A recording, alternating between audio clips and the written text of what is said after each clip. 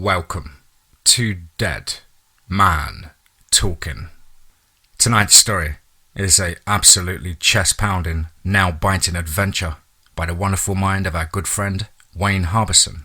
And this one's been a long time in the works. Wayne must have passed this over to me during mid-September last year, and I kept pushing it back and ploughing on with a Hunter's Hunted storyline, and of course the shadows over Mobile Bay. And if anything is to go by with those two incredible pieces, then I'm sure this will be just as good. As ever though, please do let us know what you thought down below in the comments box. Please do like and share. It really does help build the channel and our community further. And of course, why not hashtag TeamFEAR. On a personal note, a big thank you Wayne for your personal guidance, your friendship, your ear of counsel at times when I'm stressed out and pulling my hair out, buddy. I really appreciate the fact that I can come to you for a quick 5 seconds of reassurance. And of course your patience in letting me get this story out when I felt the time was right. You wouldn't believe the amount of writers who get naggy and aggy when I don't put their content out as soon as they want it. And so, with that aside, let's get into tonight's story, entitled The Feline Factor, the Vampire's Daughter. Let's get straight into that. Acknowledgements. I would like to acknowledge and thank John Redrum Morris III, who introduced me to the whole pulp genre. Thanks, pal. Get it? There is no more intrepid explorer than a kitten. Jules Chamfleury. Chapter 1.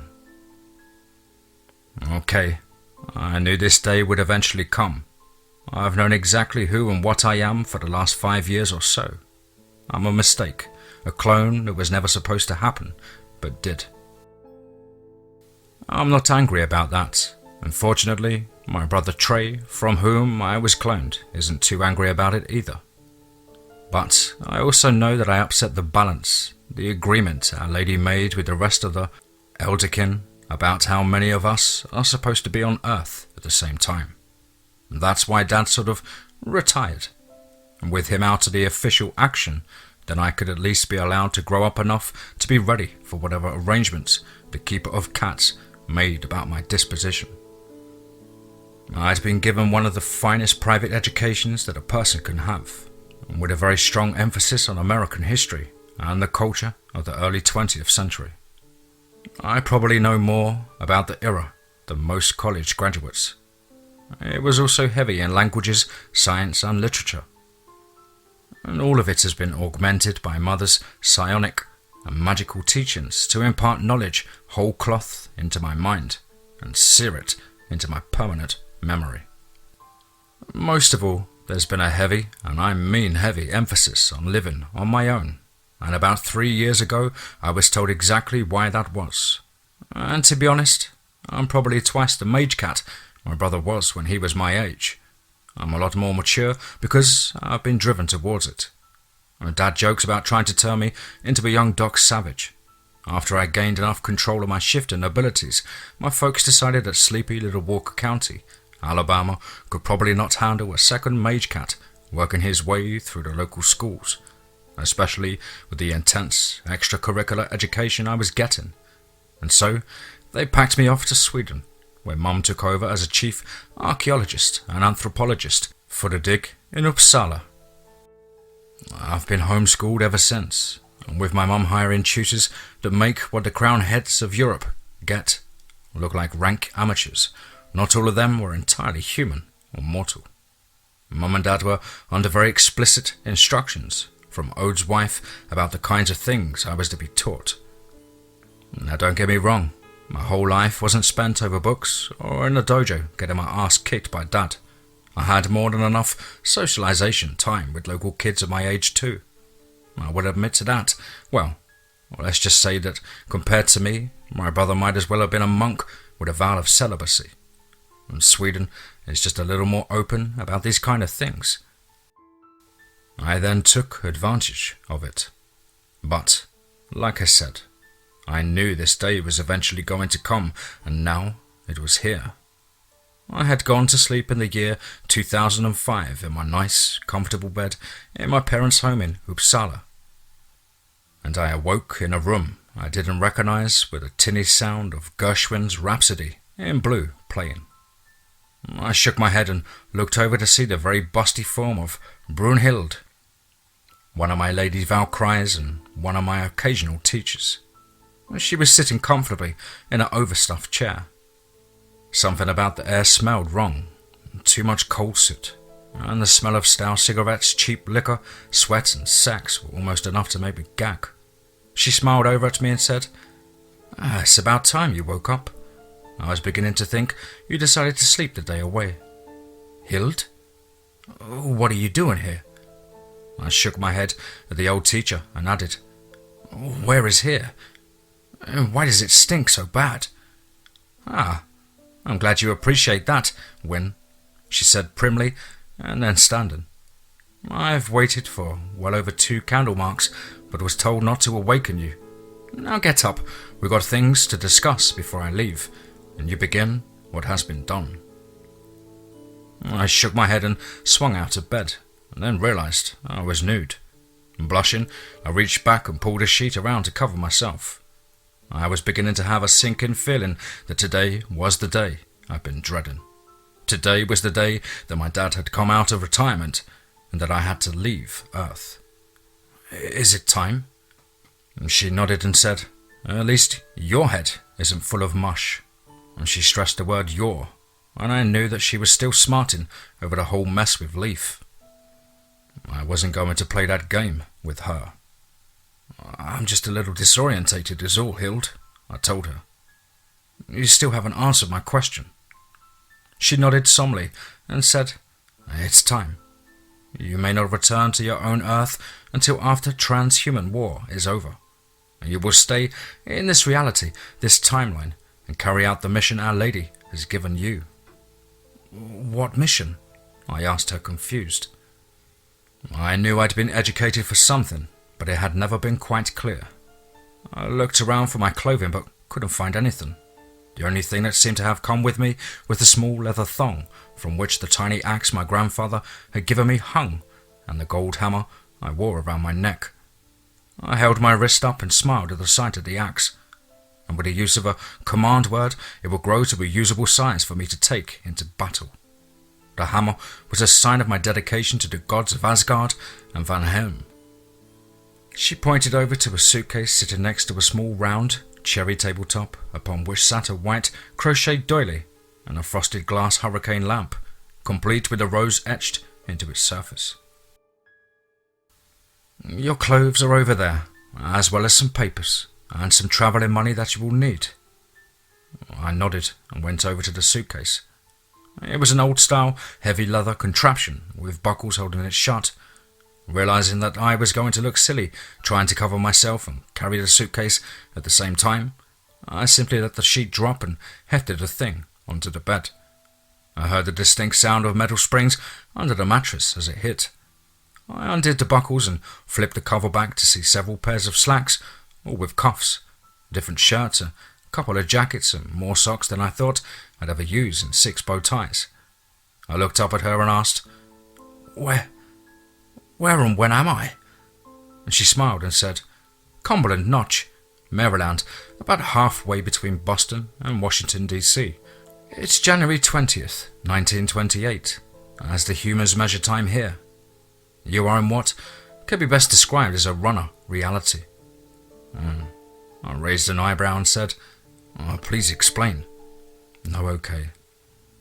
Occasionally, events, powers, or sometimes just plain imaginative forces during an era can cause a smaller reality to branch off from one of the main limbs of Yggdrasil's canopy. And some of these realities will grow and form their own major series of historical events. And sometimes they are broken off or trimmed away or just simply die. Other times, and this is what is important about this reality, is that forces will bend it back until it is resorbed into a primary limb again, creating a loop in the limbs. It's very rare, but it does happen. What happens when they merge back together? I asked. There are minor discrepancies in history and memory.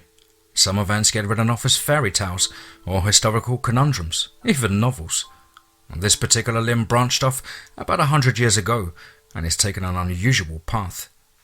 The point where it reattaches itself to your reality is right after a major event that will end the transhuman war. One of your kind will die in that event, and you will once again be allowed back into your own reality, she said with a frown. Who? I asked suddenly, worried about Dad and Trey. I cannot say, she replied, but what you do here will have echoes back in the primary reality from where you came. And there are forces beginning to move into this reality that you should be able to counter and maybe make a difference for yourself. How long before the transhuman war is over? I asked, wondering when I would get to see my family again. Longer for you than me, she told me as I pulled on a very old-style boxers and athletic shirt. Time moves differently here than in your reality, and different still in Alfheim. How differently? I asked, pulling on the khaki trousers.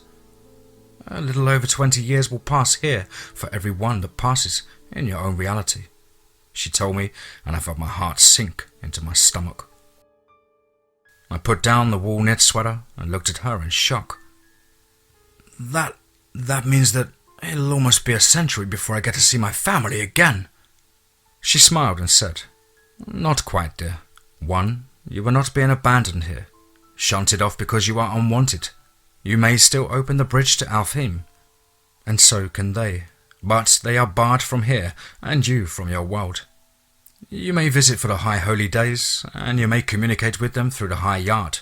You may even bring gifts to and fro, but when you return to your own reality, you will no longer be this man-child, but a fully grown and capable adult, if you survive.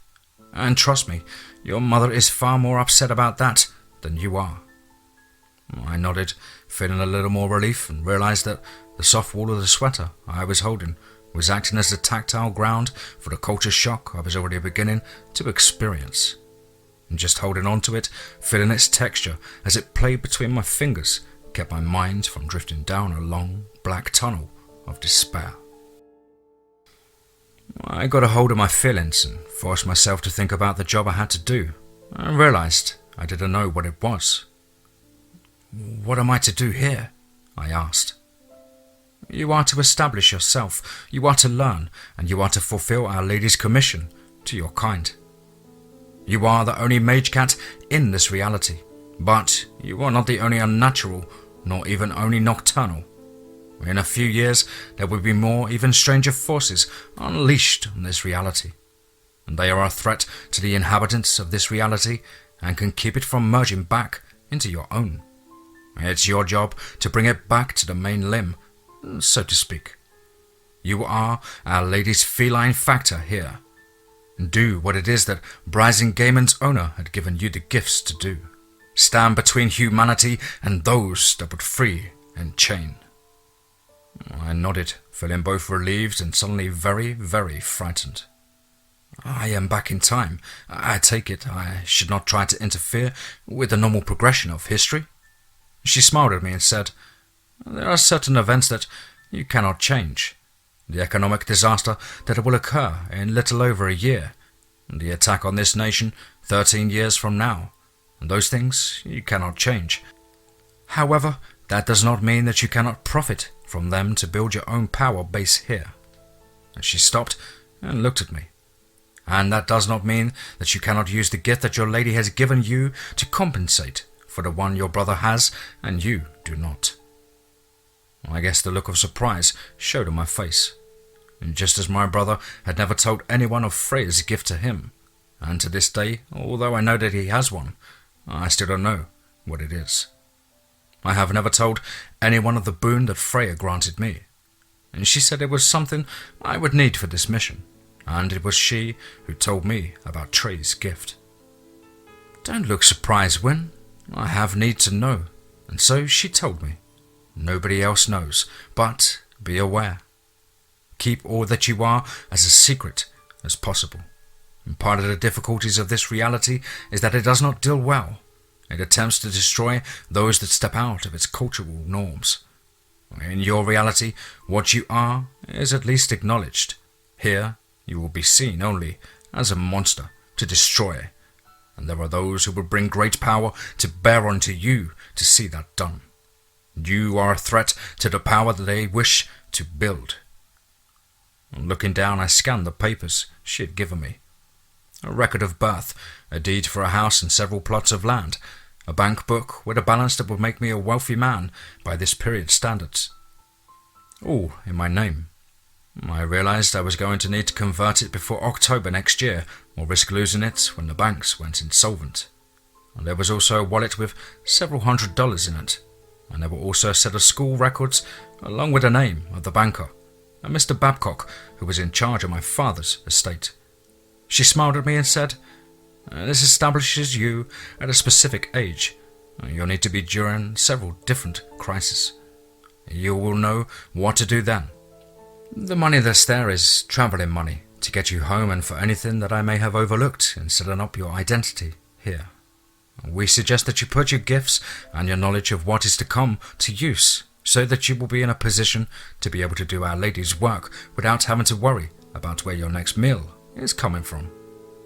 There is a false bottom in the suitcase, and what you find in there, you cannot let anyone else in this reality see it."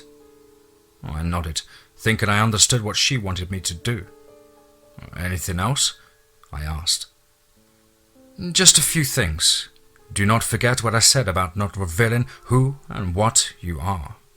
The people of this reality do not deal well with those whom they perceive as outside the norm. Live as a Thane, a freeman, but you do not have to shove it down people's throats. And for Freya's sake, have a little more self-control than your brother or Leaf. Don't let what's swinging between your legs do the thinking for what's sitting on your shoulders." I laughed. My brother had raised quite a stir over poor Rindvin, and there was still a bad blood between her, Leaf, and over Rindvari. I've had my share of sexual conquest, but I've also been very careful about it. I'll keep that in mind. "And you're probably not going to like this part," she said. "Yes?" I asked, raising an eyebrow. "I know how you feel about your hair, but you're going to stand out like an ox with the sheep. With it that length, you'll need a haircut." I nodded and frowned. She was right. I didn't like it. I had long hair ever since I could remember. Even Trey kept his long until he went into the Navy. But here in 1928, long hair was not acceptable for a 17-year-old boy. "I'll have it taken care of today," I told her. Why can't all of your kind be this easy to deal with?" she asked with a smile. Because all of my kind aren't as smart, strong, and good-looking as I am," I asked with a snarky smile. "You're one of Freya's, all right," she said with a smile. "One more question, though," I asked. "Yes?" "Why here? Why not wake me up in a house that's supposed to be mine?" "If you look at the address, you'll see that your house is in Colonial Bay, Virginia. You need to be seen traveling there to establish your identity," she said. "You have been living overseas with your family, who were recently killed in Austria in the unrest that's there. That will explain your knowledge of so many languages, and your education being what it is. I would suggest that you consider enrolling in a college as soon as you can. You will be well ahead of much of what is being taught on a bachelor's level here today. But some of it won't be that easy. There was a different focus for education during this time," she told me. I nodded. "I'll figure something. Is the reason I'm going to Virginia of any significance?" And she smiled and said, "That is where you will first have to deal with the forces I warned you about. You'll see." I smiled, knowing better to ask any further questions. "Tell my folks I'm okay," I told her. She stopped and smiled. "I'll do that. Now get dressed and be off with you. Your train for Washington leaves in 3 hours. You have time for a bath, some breakfast, and a haircut. and that shouldn't take too long, but then you've got to get a boat trip to Colonial Bay. It's just after sunrise here. I think it should be nearing dark by the time you make it home. Good luck, Win Greenbow." She then disappeared into the spray of the rainbow light. I thought about what she said at last. Northmen don't give away their luck casually. Her wishing me luck told me a number of things. One was that she wasn't quite so hard as she wanted everyone to think she is. The other was that I was going to need it. Hild had been right. It was nearly dark when I finally got the address on the deed. I was surprised to find a rather large Victorian domicile. I think Mum calls it the Queen Anne style. The only reason I remember that is she said she wanted to buy one that she likes that she saw in Seattle. The porch light was on, and so that meant that it actually had electricity, which was not exactly a given in 1928. It was a cold January dusk when I got out of the cab and paid the driver. I wrapped my heavy overcoat around me and grabbed my bag. My head felt a little on the light side, and I missed the warmth that my long copper hair had supplied me. There was a cold wind coming from the east, and I could smell and taste the salt in the air as I trundled up the steps carrying my suitcase. Evidently, it was near the new moon. I would have to check a calendar, and the tiger in me was very close to the surface. My senses were nearly supercharged. I smelled something else on the wind too, something that didn't quite smell right. It reminded me of the place where my dad took me, where Trey killed that giant on the night of the howls. And there was a taint to the air, a taint of blood. And more than just a touch of primal evil, it sent a cold shiver running down my spine. Something dead was moving around out there, and it was on the hunt.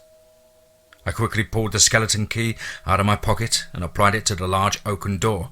And as I entered the house, I was surprised to find it warm. I could feel the heat coming from the furnace. I also detected the distinct odour of beef and potatoes coming from the back of the house. I put my suitcase down and followed the aroma, noting that the house was rather nicely furnished and even had what looked like a new electrical plugs in all of the walls. As I passed through the dining area and entered the kitchen, I could hear someone moving around. The scent of talc and gardenias told me that it was definitely a woman. "Hello?" I called out, not wanting to startle whomever it was. "In the kitchen," a woman's voice called back. I looked around the large area when I entered it, and there was a modern, for the period stove. Evidently it used gas and an oversized refrigerator. A sink stood under the window on the other side, next to a door that evidently led out back. A somewhat plump woman wearing a pink dress and a frilly white apron was busy pulling a warm plate from the oven. She appeared to be at least middle-aged, but to be honest, I couldn't really say how old that was, as I knew life expectancies were completely different 80 years before I went to bed last night. "I'm sorry, I wasn't told that anyone else lived here," I said. And she chuckled and said in a thick Irish brogue, "Oh, I don't live here. I'm the housekeeper. Mr. Babcock hired to come in and take care of the place. He said to expect you this evening, and that you were coming, and on the train and all, so I thought you might like a bite to eat after. Your long travel." She wiped her hands on a towel and offered me her hand with a slight curtsy. "I'm Mrs. McCain. I live on the other side of town." And taking her hand and giving it a small shake, the way I was taught, I looked out at the deepening shadows as the night was stretching its long cloak over the small town like a dark blanket, and remembered the scent I'd caught coming up the door. "Thank you, Mrs. McCain. The thought is most appreciated. The trip was long, and the food at the stations wasn't what my mother would prefer that I eat," I told her, with a smile. "I'm Win Greenbow. Please tell me that there's at least an automobile here, so I can make sure you get home safely. It's getting cold and dark out, and the other side of town is a long way off for a lady to walk."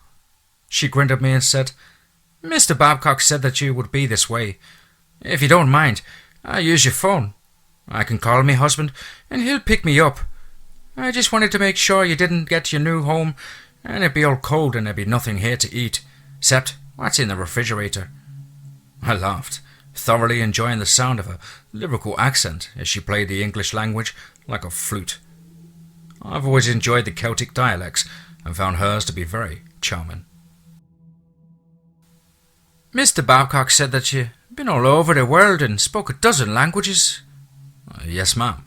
My parents thought that learning as many languages as possible might keep me out of mischief. Again, I appreciate everything you've done for me. Well, the best way you can thank me is to sit down in that chair and eat up what I've cooked for you, she said, gesturing towards the table where she set the plate. Yes, ma'am, I said with a smile and sat down. And don't you worry about anything about the dishes. I'll get them when I come in tomorrow, she said as she took her apron off and hung it on the hook in the pantry. I already turned the bed down in the north bedroom. I smiled and said, thank you. You shouldn't have a problem with the furnace. It's new and there's a full tank of heating oil out back. You should be nice and cozy here tonight. She stopped and looked around and said, I do hate to leave you here by yourself tonight. It's being your first night in town. I grinned at her and said, thank you for your concern, Mrs. McCain, but I'll be fine. I'm sort of used to being on my own now. Actually, I was missing my parents intensely, but I wasn't about to let her know about that. Well, this was going to take quite a bit of getting used to. I guess the idea of a 17-year-old being on his own for the most part was acceptable in 1928. Mrs. McCain didn't seem to think much about it. She gave me a sad look and I realized that she probably thought that my folks were dead. But that was something I was going to have to be careful with. I turned around and dug into my roast. I was quite good. The beef just fell apart at a touch of the fork, and the potatoes, carrots and onions were all perfectly tender. And by the time I was finished, Mrs. McCain was putting on her coat. I got up and rinsed my dishes in the sink and followed her outside to see her husband waiting in what looked like a Model T. I took a minute to introduce myself and make sure she got off safely. The whole time I was outside, I could smell something unpleasant on the air. Something was stalking through the town, looking for something. I could tell that much. I was on a quest to find something or someone. As the Model T disappeared down the road, I turned back towards the house. I had some exploring to do, and this would be the best time to take care of that. As I worked my way through the old house from attic to cellar, I couldn't help but notice that it was supplied with all of the modern amenities available in what was sometimes known as the Model A era. The bathrooms, and there were two of them, a real luxury for this time, were all gleaming chrome and white porcelain. The furnace was a radiator-style hookup that used kerosene to heat the water. The electrical wiring was more akin to something from my own time than what was standard for the 20s and 30s, and that meant that it would hold up to the load of heavy appliances. Now I understood why my education was so heavy on early 20th century history and culture. Still, I had to be careful not to give away that I was an anachronism. I slowly came to realize that this house was expensive by Model A era standards. It wasn't luxurious like some millionaire homes, but it had the latest innovations available that were found in the most modern and new homes. I did notice that the furnace was more conservative than the Art Deco that was popular at the time, and for that I was grateful. I much prefer woods, natural textiles and fabrics to the hard gleaming steel and plastic that was becoming popular. It was also huge, much too large for a single young man of my age, or even for a young family. I wondered if its size was a reflection of what Hild knew that I was going to need, or if it was simply a statement by her about how she thinks the grandson of Jarl should live. Hild was very conscious of social class and status, and she may have been working from that angle. Still, there was something off about the place, and I just couldn't place my finger upon it. Finally, around midnight, I gave up and went to bed. It was going to take a while to get my bearings in this strange, new reality, and I needed a clear head for that. The calendar I saw on the desk in the study said it was Friday, and I was right about the moon. Well, that was good. Tomorrow, I would spend the day poking around the property and go into town to get the lay of the land. I wanted to see if I could find out whatever it was I'd smelled earlier on the wind. The next day, I got a major surprise. As I was coming down the stairs, there was a knock at the door. When I answered it, I found a tall, thin-balded man in his late middle ages standing at the door with his hat in his hand. He was dressed in a dark, conservative-cut business suit and was carrying a red leather valise. Even from 80 years out of time, he had a banker written all over him. He smiled at me and asked, "Master Greenbow?" he asked. I nodded and opened the door wider and said, "Yes." He smiled and offered me his hand. "I'm Boniface Babcock. I'm the manager of your trust."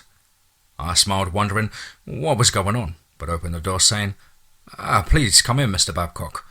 I'm sorry I can't offer you any coffee just yet, but I've only just arrived last night and have no idea what is stocked in the pantry." He looked somewhat surprised and said, "I suspect that you will have impeccable manners. Thank you, though. I'm here to discuss your portfolio with you." My portfolio? I wondered what this was all about. I smiled and said, "Why don't we go into the study then, so we can look over what you have to discuss?" He grinned and reached into his pocket and said, "You'll be wanting this then." He handed me an envelope with a key and a piece of paper in it. "Here's the combination to the safe and the key to the garage out back." I nodded and said, "You have to excuse me, Mr. Babcock, but I'm not very familiar with the house. Could you tell me where the safe is?" He smiled and said, "Can I see some identification first?" I nodded and said, "Yes, sir." I reached into my back pocket and pulled out the papers that Hild had given me. He looked at the papers and said, "Of course, I'm sorry. You never can be too careful these days. It's in the study, built into the wall behind the desk. The previous owner of this house was rumoured to have shipping contacts, if you understand what I mean." I understood. In other words, he was a bootlegger and possibly a smuggler. I nodded and said, "I think I understand. As for the caution, it's quite all right." I appreciate it, even. Directing him into the study, I bade him to sit down in one of the blood-red leather wing-back chairs. I took the one opposite him with a table and a lamp between us. "I do have quite a few questions about my finances and this house, Mr. Babcock. I was planning on visiting you on Monday during regular banking hours." He smiled and said, "Under the circumstances, I thought it would be best if I came out to meet you this morning. I was the person responsible for hiring Mrs. McCain." "Thank you for that," I replied as I sat back into the chair. "Not at all." He set the valise down and took out a folder of papers. "Your parents, rest their souls, have left you in very good shape financially. You asked about the house. It's paid for. All the renovations they requested also have been paid for. Outside of a small credit account at the local grocer, butcher, and petrol station, with a combined total of $22.60, you have no debt at all. You have an impressive array of very conservative stocks and a considerable holdings in gold, over 50,000 troy ounces at this time, which, I suspect from the mines, you own out west. There was an unusual set of instructions from your father about the disposition of a set of stocks that were set aside for speculation. I'm wondering if you wish to maintain those instructions." I looked at him again and wondered just who had set all this up. Were Mum and Dad aware of where I was going to be sent, so they made preparations for me? It made my situation hit me even harder. It was very easy to slip into the cover story that Hild had set up for me, to forget that they were still alive back in my own reality. I literally found my eyes misting for a moment.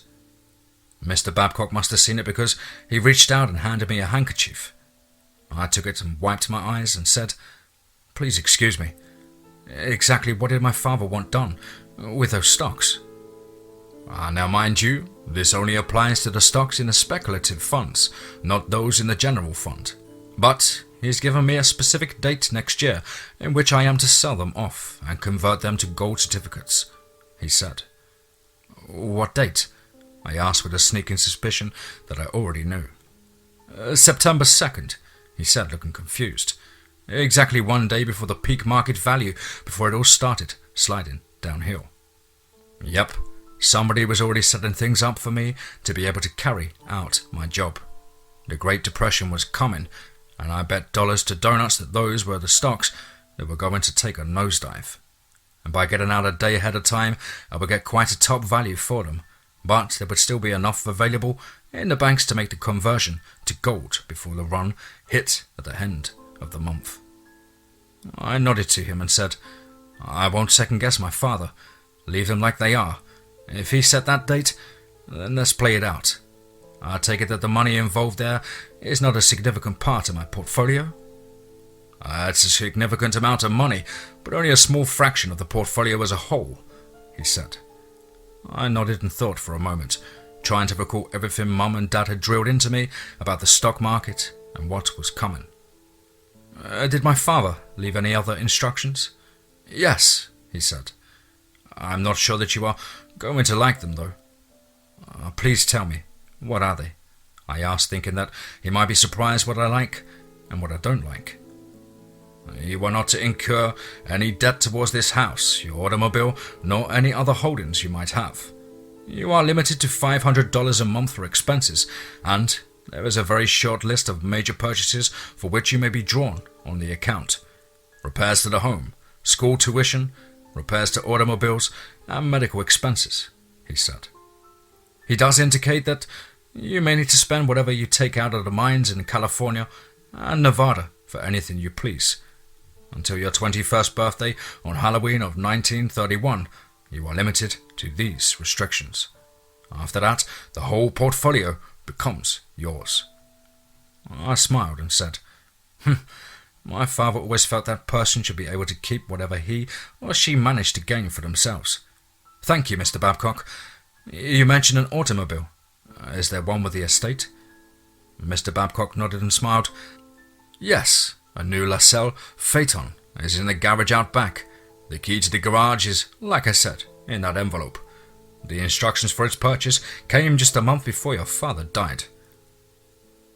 He was planning on moving us back here so I could attend an American college, I told him. I looked around the room to see if I could find the safe. I let my eyes shift slightly to get a better detail and noticed a line in the wallpaper that was slightly off. I walked over and ran my finger along it and found that if I pushed against it, with a slight give, it clicked and swung out to reveal a floor-length door panel, and behind that was a large combination safe. Have you thought about college? He asked me. I'm not sure if I can be admitted just yet, Mr. Babcock. Although I've had a very good education in Europe, I don't know if I can get admitted to any college or university here. I took the paper out of the envelope and ran the combination. And when the huge door swung open, I saw a box with several papers, a couple of guns, one of which was a Thompson machine gun, and another stack of cash. I will look into what I can for you, he said. Perhaps with a few carefully worded letters to the Dean of Admission, I can get you admitted to Midvale over in Maple Grove. They're very good both liberal arts and polytechnical programs. Can you show me where you were schooled in Sweden? I nodded and handed him my papers. He looked at it and asked, Which one? I smiled, looked over and tapped the one that had the school's name on it. I don't speak German, he said, shaking his head. It's Swedish, I told him. It's related only slightly closer to German than English is. He smiled at me and asked, Exactly how many languages do you speak? Without looking back at him, I asked, Living, 17. Dead, 8. Hey, in my family, you learned as many languages as Mother threw at you. And since she was an alpha, and well over 1,000 years old, she knew a lot of languages. Of course, in those 17 languages was included 3 non-human languages, Alpha, Dwarfish, and Jotun. And I heard a low whistle from behind me. Oh, they really pile it onto you kids over there, don't they?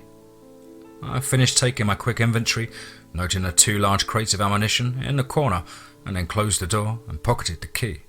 And turning back to him, I said, Yes, sir. The Swedes pride themselves on their education and their freedoms. I worked very hard for those grades, and I can guarantee you that they're very good. I managed to glance over them and found that they were good indeed. I also got the feeling that there was a copy of them at the school in Sweden where they were supposedly earned. I think we can work with this. You may have to sit some entrance exams, but I think that will be all, he said. I nodded and smiled, but before I could say anything, my stomach decided to make a rather loud noise. I blushed deeply and said, "Please, excuse me. I was just coming down for breakfast when you knocked." "Not at all, Win," he said. "I have a growing son your age myself. He's not quite as big as you are, but he's getting there, and he seems to be constantly eating." I laughed. I realized I was big for my age. Heck, both Trey and I always were, and so is Dad. Our particular strain of Magecat came from the heavy Nordic stock. Not even Mum's alpha blood did a whole lot to trim it down. At 17, I already stood over 6 feet tall and mussed over 220 pounds. And when Trey was in his mid-20s, he was 6'2" and weighed over 250, and all of it was solid muscle. And since I'm his clone, I expect to end up the same way. "I could see if we have any coffee in a cabinet," I suggested. "No, thank you. I need to be going anyway. I just wanted to meet you and let you know that the utilities and all are coming to my office, so you shouldn't have to worry about them," he said. "I'll also keep the accounts I mentioned at the grocer and such up to date. And Mrs. McCain will keep your pantry stocked for you and do some light cooking. But I suggest you learn how to cook for yourself." I smiled and said, "Already done. My mum always said that she didn't want me to get married to some little girl just because I got hungry. And she taught me how to cook, wash clothes, and take care of the house. Many in my family had a tradition of marrying late in life." "Not a bad tradition, if you ask me," Mr. Babcock said, rising and offering me his hand. I took it and smiled, and he said, "It gives you a chance to build up a little history and experience in the world before you tie yourself down. But these days, I'm not so sure. With women wanting a career and all, you may have to settle for a girlfriend for a while." I nodded and showed him the door. "Well, I think I can hold out. Right now, I've got to get settled in. If we can arrange it, get into college next term, and like you said, make my mark on the world before settling down." "Good for you," he said as I opened the door. I looked out into the cold January morning. I could see a light layer of snow that had fallen overnight. His own Duesenberg was sitting in the driveway, and I noticed that a light scattering of snow was melting on the windscreen. Looking up at the sky, I said, "Have you heard the weather report?" He gave me a strange look and then said, "Do you actually trust those things? Half the time they're wrong." I smiled and said, "Not really, but it looks like more snow. I was just wondering if we were in for a winter blizzard." "I doubt it. We get some snow, but not a lot here," he said. I sniffed the air and realized he was right. It was cool, but nothing like what I was accustomed to in Uppsala. I figured that oddly enough, the main reason both areas were warmer than they should be was the same, the Gulf Stream. "I'll have to get used to telling the weather here," I said. He just chuckled and climbed into his Duesenberg and waved. "If you need anything, my number at home and at the bank is on the envelope." "Thank you," I said, and headed towards the back of the house. The leather on the bottom of my shoes made a soft crunching sound in the gravel.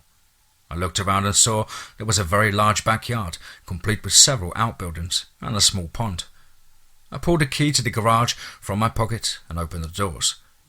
As the sunlight shone through the scattering of dust that cascaded down from the doors as they swung out, I saw a brand new 1927 LaSalle in a rich forest green and black. In my own time, it was considered a classic. Now, it was just a high middle-end car, and there were hundreds on the roads out there. I checked the gas and saw it was full. I nodded to myself as I headed back towards the kitchen, my stomach telling me to find something to eat quickly. By noon, most of the snow was melted off the road, and I was tooling around town in the old LaSalle. Actually, it was a new LaSalle, but to me, it was an old one. My dad had one just like it back in Sweden, something that he had lovingly restored, and he taught me to drive it at a fairly young age. Again, I started wondering exactly how much they knew about when and where I was going to be sent. And what really worried me about that thought, though, was the fact that he insisted I read all of those Lovecraft stories. And that was a thought that led to ideas I wasn't quite ready to contemplate.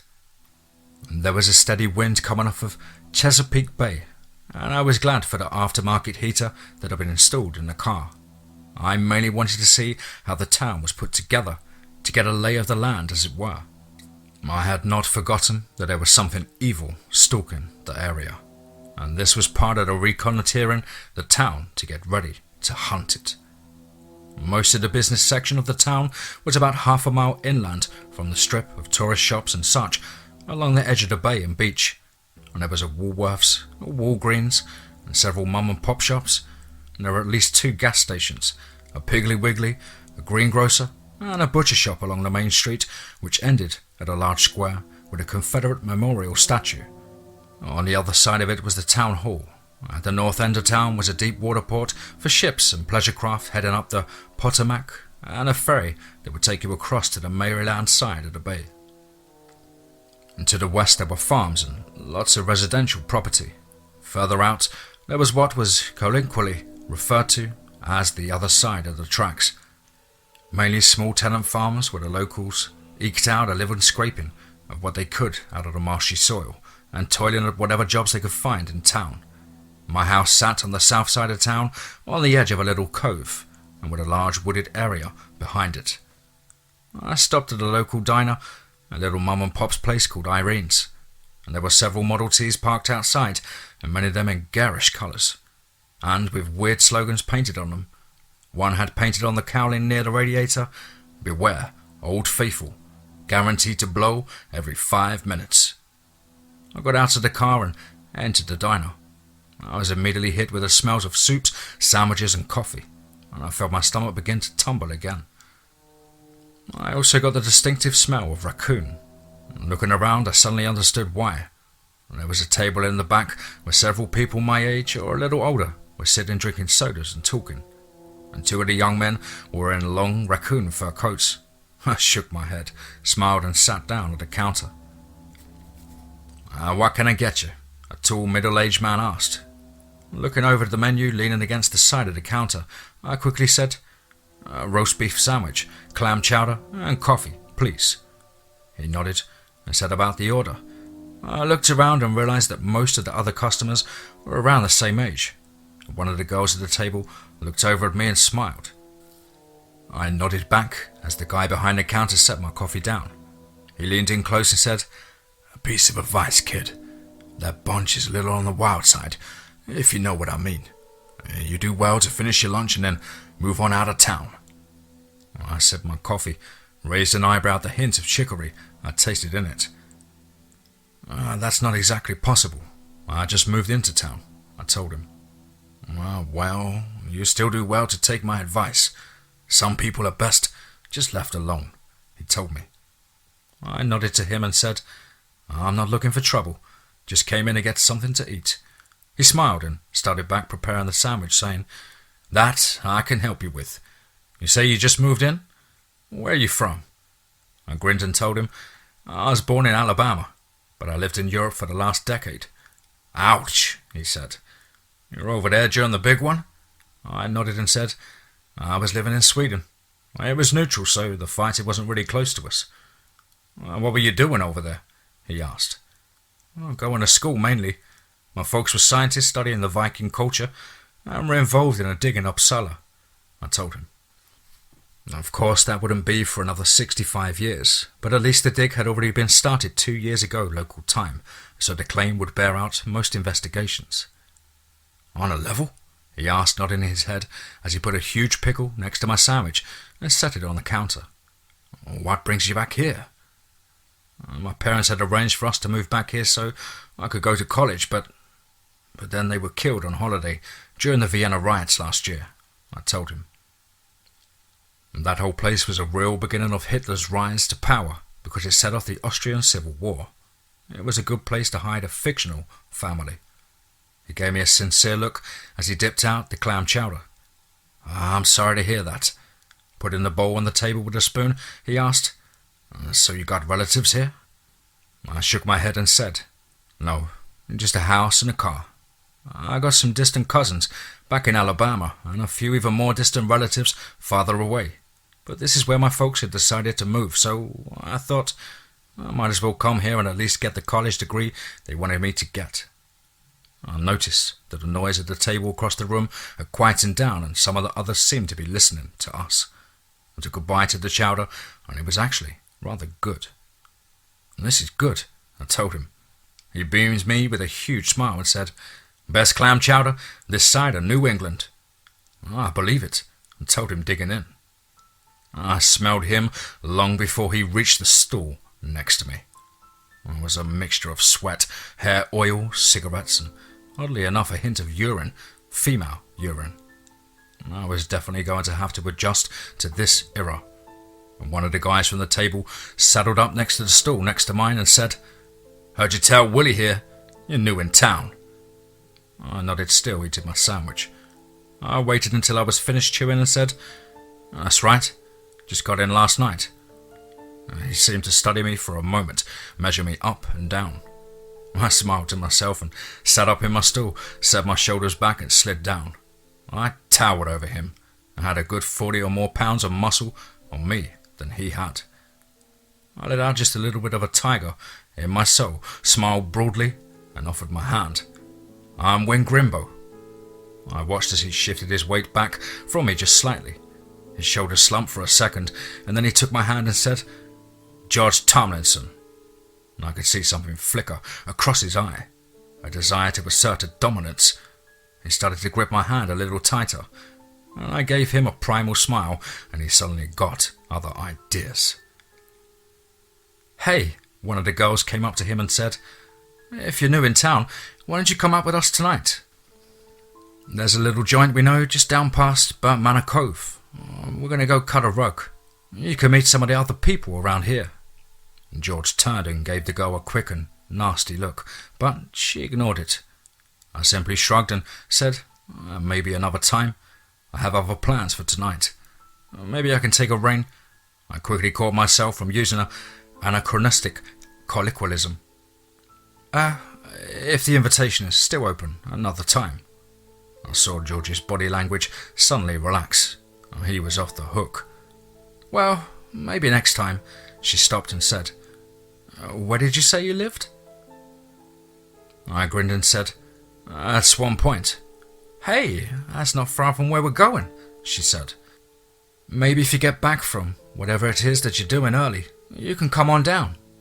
I gave George a questioning look, something to make it clear that I wasn't going to step on his toes, and he seemed to look over at the rest of his group for some kind of confirmation. And finally, he said, "Yeah, come on down. It's the next road down from the one leading to Swan Point, the last house on the right." I grinned and said, "I may do that. It just depends on what time I'm finished. And the place is hidden on all sixes. I'm sure you can find a dame to get copacetic with." He grinned, seeming to warm to me a little more. He turned to the rest of the bunch and said, "Well, I'm going to scram for a little shut-eye. Guy's got to keep up his strength, if you know what I mean." It was at this point I noticed the sunken look in his eyes. He was running on pure willpower. This guy was what would be in my own time to be considered a hard partier. He looked over and nodded to everyone else and then left. As I turned towards the others to leave, I noticed the edge of a large bruise on his neck and wondered about it briefly. I'd read a lot about the petting parties some of the kids in these times went to, and wondered if it was just a hickey. Something told me it wasn't, though. I finished my lunch and paid the cook. By then it was nearly 3 o'clock, and the day was blustery and overcast. The sun would be setting soon, and so I decided to take a little ride out to the area George mentioned before things got too dark, and what I was beginning to worry was there started to move about. My problem was that I just didn't understand how nocturnals worked in this reality. At home, I was more than a match for any Neo or kin to vampire, and all but the most powerful damned. Whether one of us could take a Forsaken had yet to be seen, and so far we never had to come into conflict with them. I needed information. I had no idea of where to turn to get it. I got into the Lascelles and headed down towards home.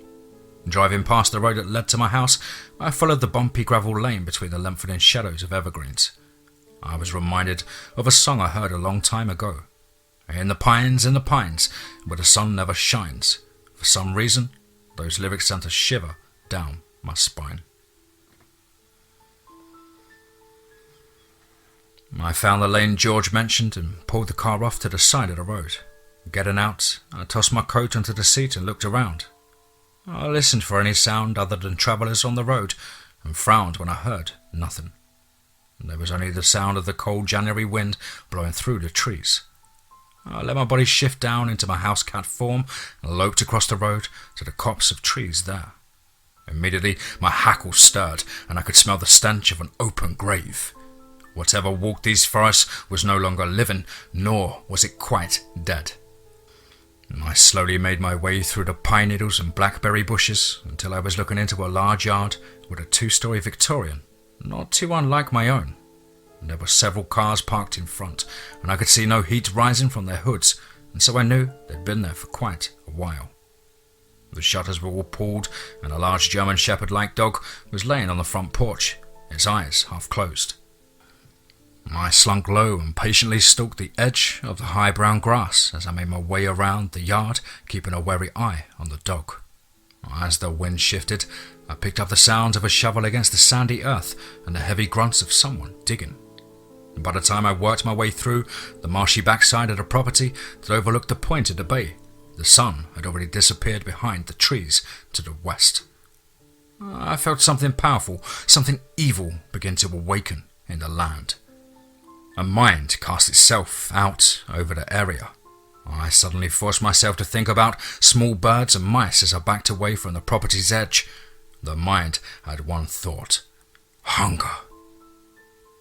When I made it back to the car, the sun was already gone. I checked the Lascelles very carefully before I got in and started it up. I passed the road to my house and went back into town to the hardware store. I needed a few things. I hadn't had a chance to inventory the tools in the workshed at home, and I didn't want to take any chances. I picked up several tomato stakes and a good 2-pound sledge with a short handle. I of course had my axe, but the sledge would serve other purposes as well until I could talk to Gilfrey at the temple near my grandfather's steading. Now, of course, I still didn't know about the local undead. All of my preparations might be for nothing.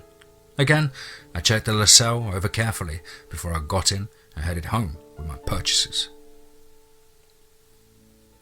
I parked it and locked the garage door. I spent the next 4 hours making preparations. The hammer had to be blessed. I really didn't have the time nor all the preparations to do a proper blessing, and so I had to hope that the keeper of cats and Milgarth's warder would grant the blessing anyway. If not, it was always my axe. Holy water was right out. I wouldn't be able to gather that until Ostara. It was nearly midnight by the time I was ready to head out. I decided against taking the Lascelles. I'd rather not be in a position where I could be identified with the car. I found an old Great War rucksack and stuffed all of the things I might need down it. And suddenly, I felt like that blonde girl on the television who with her Scooby Gang went around killing vampires and demons. At least I had the good sense not to fall in love with that one. I went upstairs and got a late shower. Hey, cut me some slack. I'm a cat, and we like to be clean.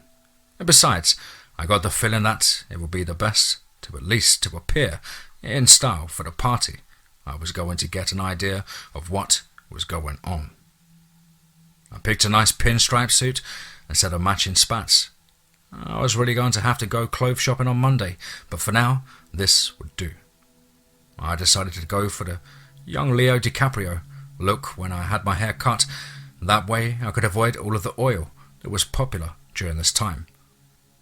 I had no idea how that stuff would affect my fur when I shifted, and I didn't want to take a chance. I ran a comb through it and looked at myself in the mirror.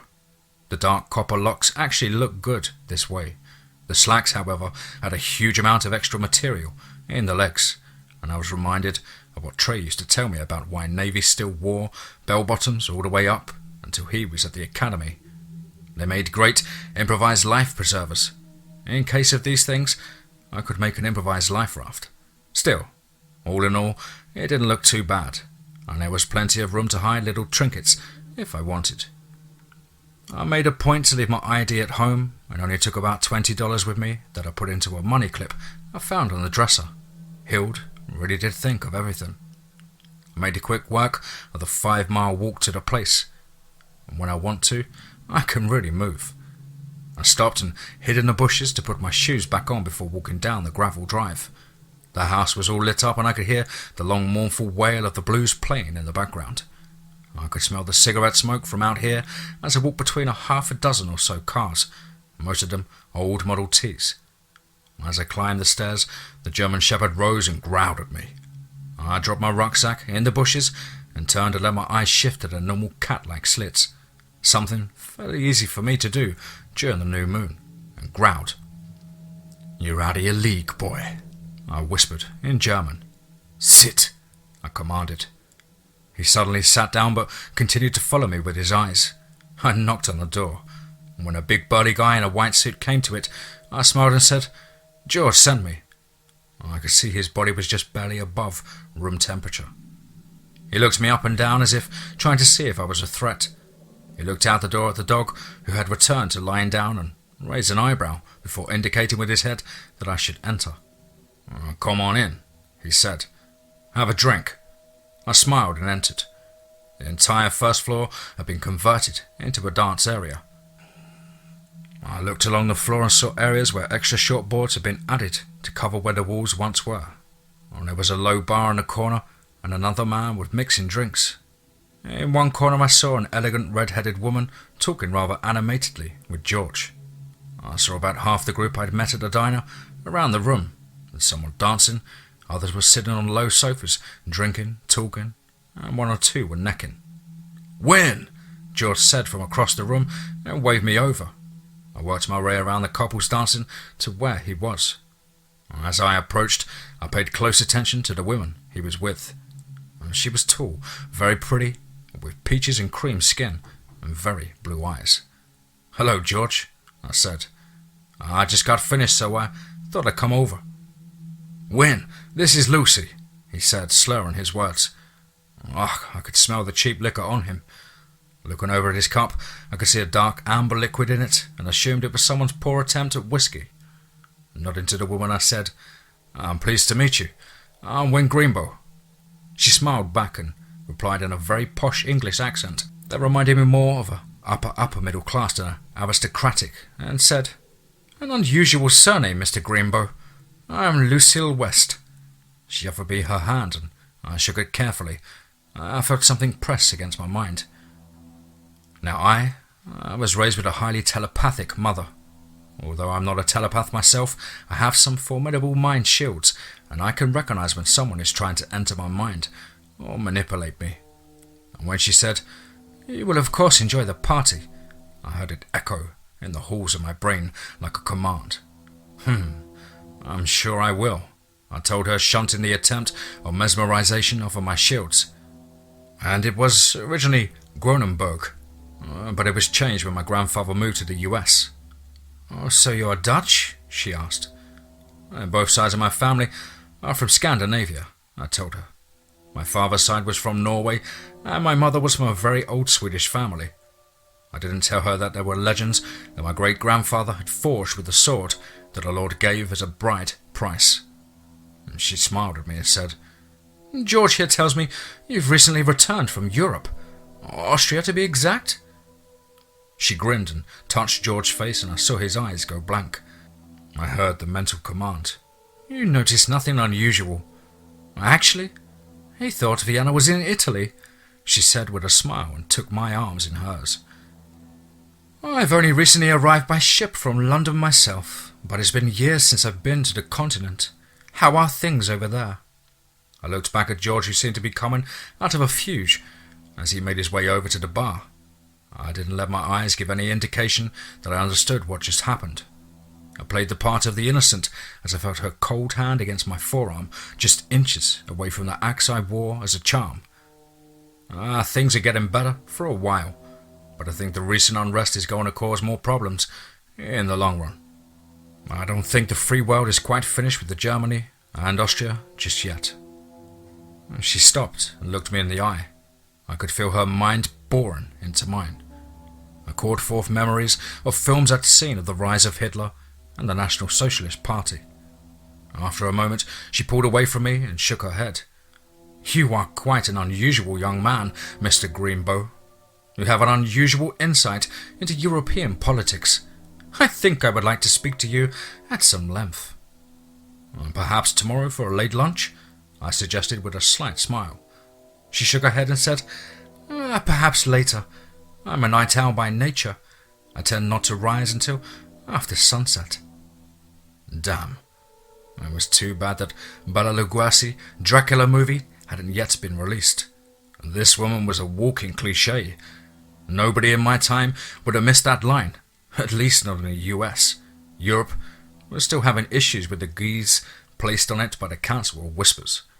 I ran a hand through my hair to avoid giving away my smile and said, "Maybe another time then." "It is so refreshing to meet a young man with such manners and understanding of social graces, Mr. Greenbow," she said. "I must insist upon monopolizing your time some evening." "Maybe some quiet night in the future," I told her. "I live not far from here," and she smiled and I saw a slight gleam in her eye. "Yes, George mentioned that you and I are neighbours. Perhaps I can have you over for dinner one night." I smiled at the double entendre and said, "I think that will be an intriguing evening, Mrs. West." She gave me a strange look and I realised that on my first mission I'd already made a mistake. "It is Miss, is it not?" I asked, looking around as if for an angry husband. She seemed to relax and said, "Yes, it's Miss. I'm not married." "And can I get you a drink?" she asked. "Perhaps a cigarette?" I shook my head. "No, thank you." "Please don't tell me that you're one of those fundamentalist teetotalers," she said with a faint smile. I shook my head and said, "Although I don't smoke, I do occasionally take a nip or two." If she could play with double entendres, so could I. But this evening, I'm not thirsty. Before she could reply, there was suddenly a barking sound from the dog outside. "It's the Buttons!" someone yelled from the window. She turned to me and said, "Please, excuse me." "Everyone, please put your drinks in the refuse containers in the walls." She looked over at the barkeep and nodded. He turned and pressed something under the cabinets and I heard a grinding sound and watched as walls rose from the areas in the floor where the boards had been added. I smiled to myself as the bar itself disappeared behind a false wall. Lucy herself swept towards the door like a woman in charge that she was.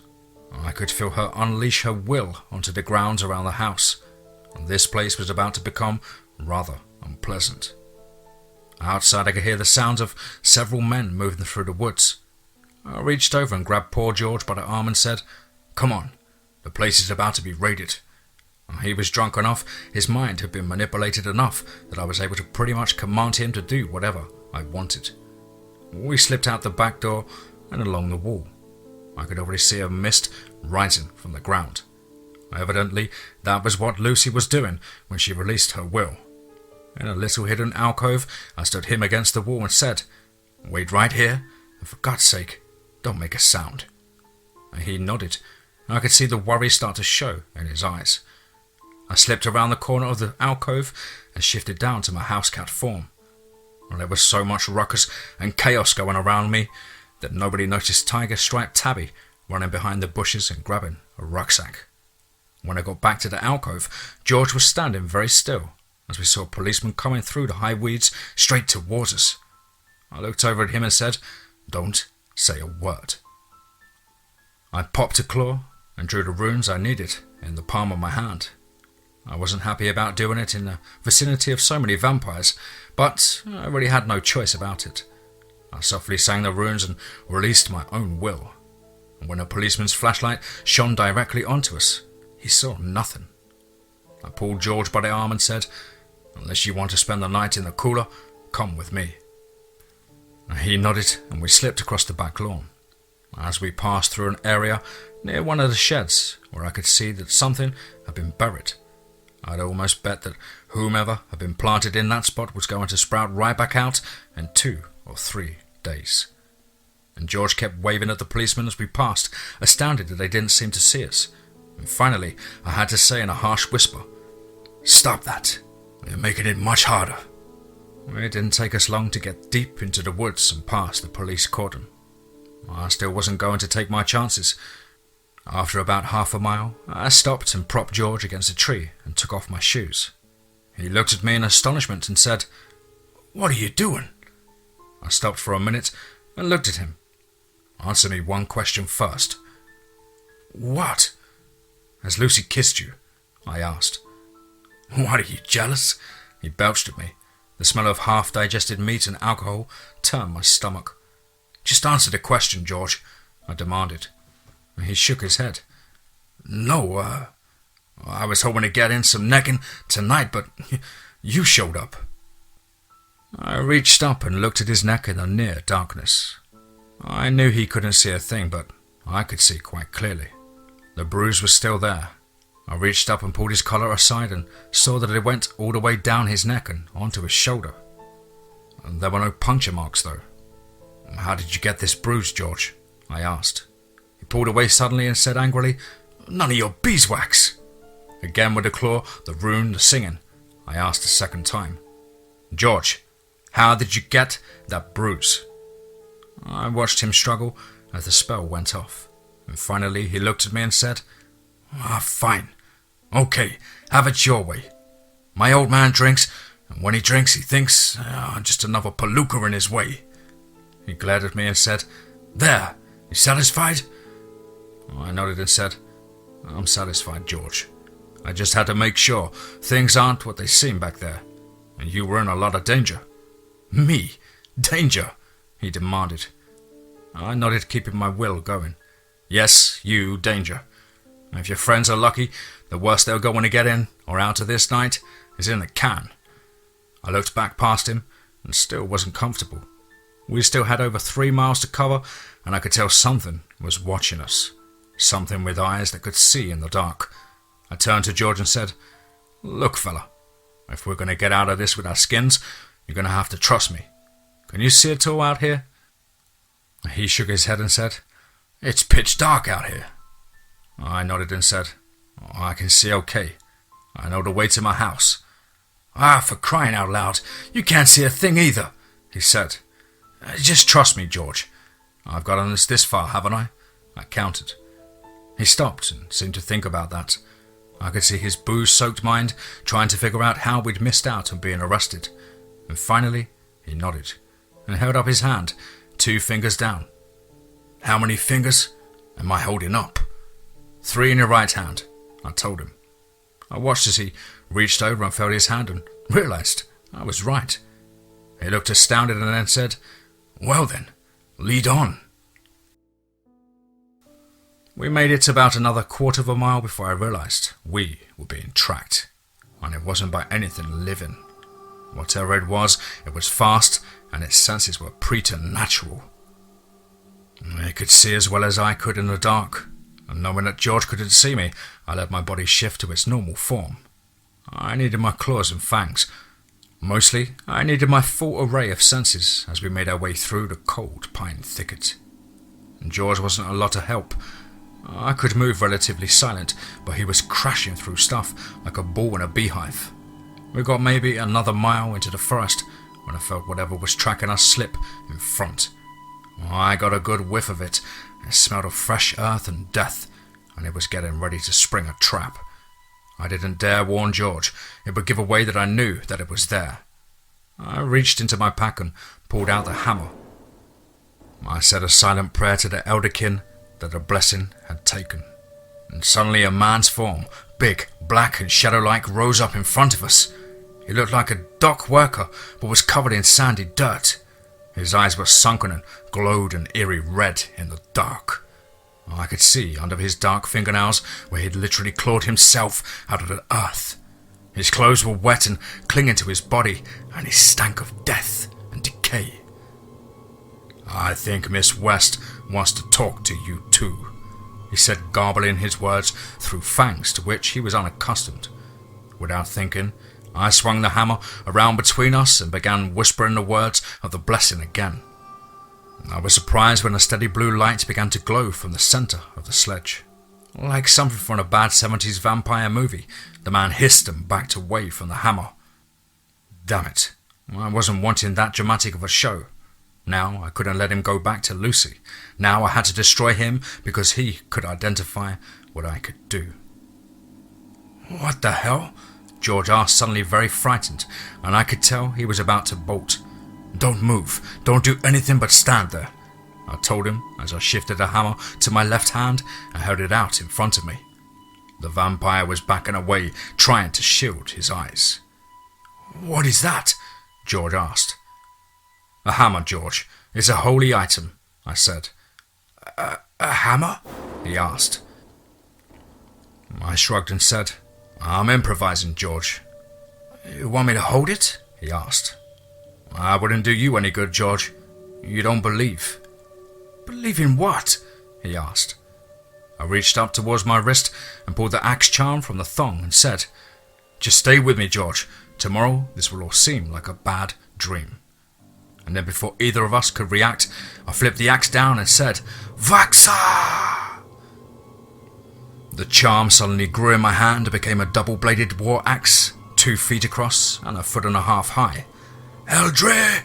I said again as I rotated it in my hand and swung high.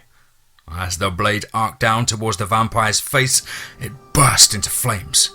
He screamed once, the sound echoing out across the bay, as the blade sliced clean through his head and torso. I spun and swung a second time before his body began to fall, sweeping the 2 pieces of his head clean off his shoulders. As I came back around, I said, "Stodva Brenna! Girasma!" The fire went out, and the axe shrunk again in my hand, and I put it into my pocket as the light from the hammer began to fade. I looked down at the body and began to curse. This wasn't going to be easy. The vampire was too young. Evidently, he'd never fed. Or maybe things just didn't work the way they did back home. He wasn't dusting like good vampires do in the movies, not leaving a trace. George looked down on him and started to upchuck at the sight of the bloodless body. "You killed him," he said between bouts of spraying the local flora with contents of his stomach. "He was already dead, George," I told him calmly, my own voice sounding strangely detached. Shaking my head, I looked down at the body. I didn't have time to stop and dig a grave, and to be honest, I didn't want to take a chance on someone digging him up and putting him back together. I still didn't know how things like that worked in this reality. Finally, I settled on the only alternative I had. I sat George down on a log and started to work as he leaned against a nearby tree, occasionally throwing up until all he could do was dry heave. Hild said that my gift from Freya would come in handy, and it did. I couldn't use it to affect the vampire. His body was once living matter, and my power wouldn't work on it, but I could use it on the air around him. I folded the body up into as tight of a ball as I could, and I started transforming the air around him into stone. 1 pound at a time, I slowly built a boulder around his body.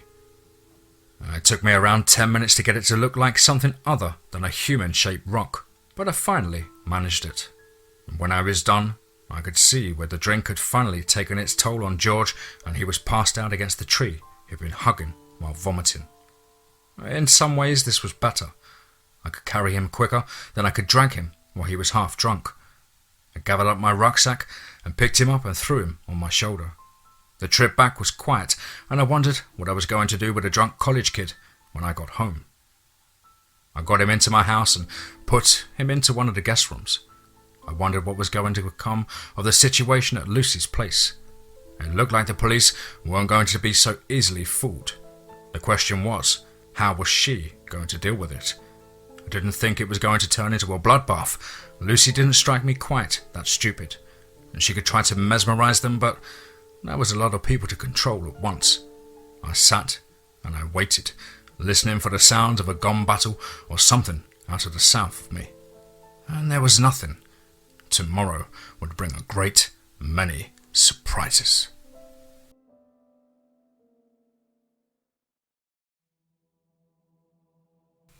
The Feline Factor. The Vampire's Daughter. Chapter 3. Let's get straight into that. I didn't sleep at all that night. I was too wound up and too nervous. I didn't think I'd done very well on my first outing. I realised I didn't yet have Trey's quick reactions, the experience to know what was the best thing to do. Maybe I was wrong when I said that I was a better Magecat than he was at this age.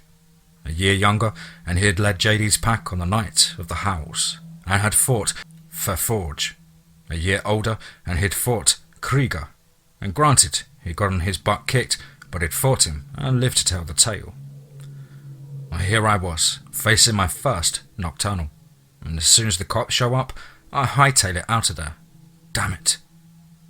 I was trained for this stuff, and I still didn't have the sense of ease that Dad and Trey had when they did it. What was wrong with me? I was thoughts like these that haunted me all night as I listened for any sound of an intruder in the house. All I could hear was the steady sound of the grandfather clock in the living room, the occasional hammer on a pipe sound of the steam making its way through the radiators, and the steady backward and forward drone of George's snoring coming from upstairs. About an hour after sunup, I heard the sound of footsteps on the front porch, and then the scratch of a key in the lock. I threw my senses out and caught a whiff of gardenias. Mrs. McCain was at the door. She came in smiling and whistling something to herself. On looking up, she saw me standing in the door and said, "Oh, you're already up? And it's Sunday morning, no less." I smiled and said, "I tend to keep odd hours, Mrs. McCain. To be honest, I haven't yet been to my bed. I was up sort of thinking." She smiled at me kindly and asked, "Now, why would a boy like you be up all night worrying?" I laughed and said, "Not worrying, just thinking. I went out to a party, but to be honest, I didn't like most of the company. When a new acquaintance of mine got a little under the weather, I decided to bring him home. To make sure he didn't get into any trouble. It's rare a kind of man that looks after others, especially those he's just met," she said with that soft Irish brogue. "And even rarer kind of boy that knows when he's in a place he shouldn't be."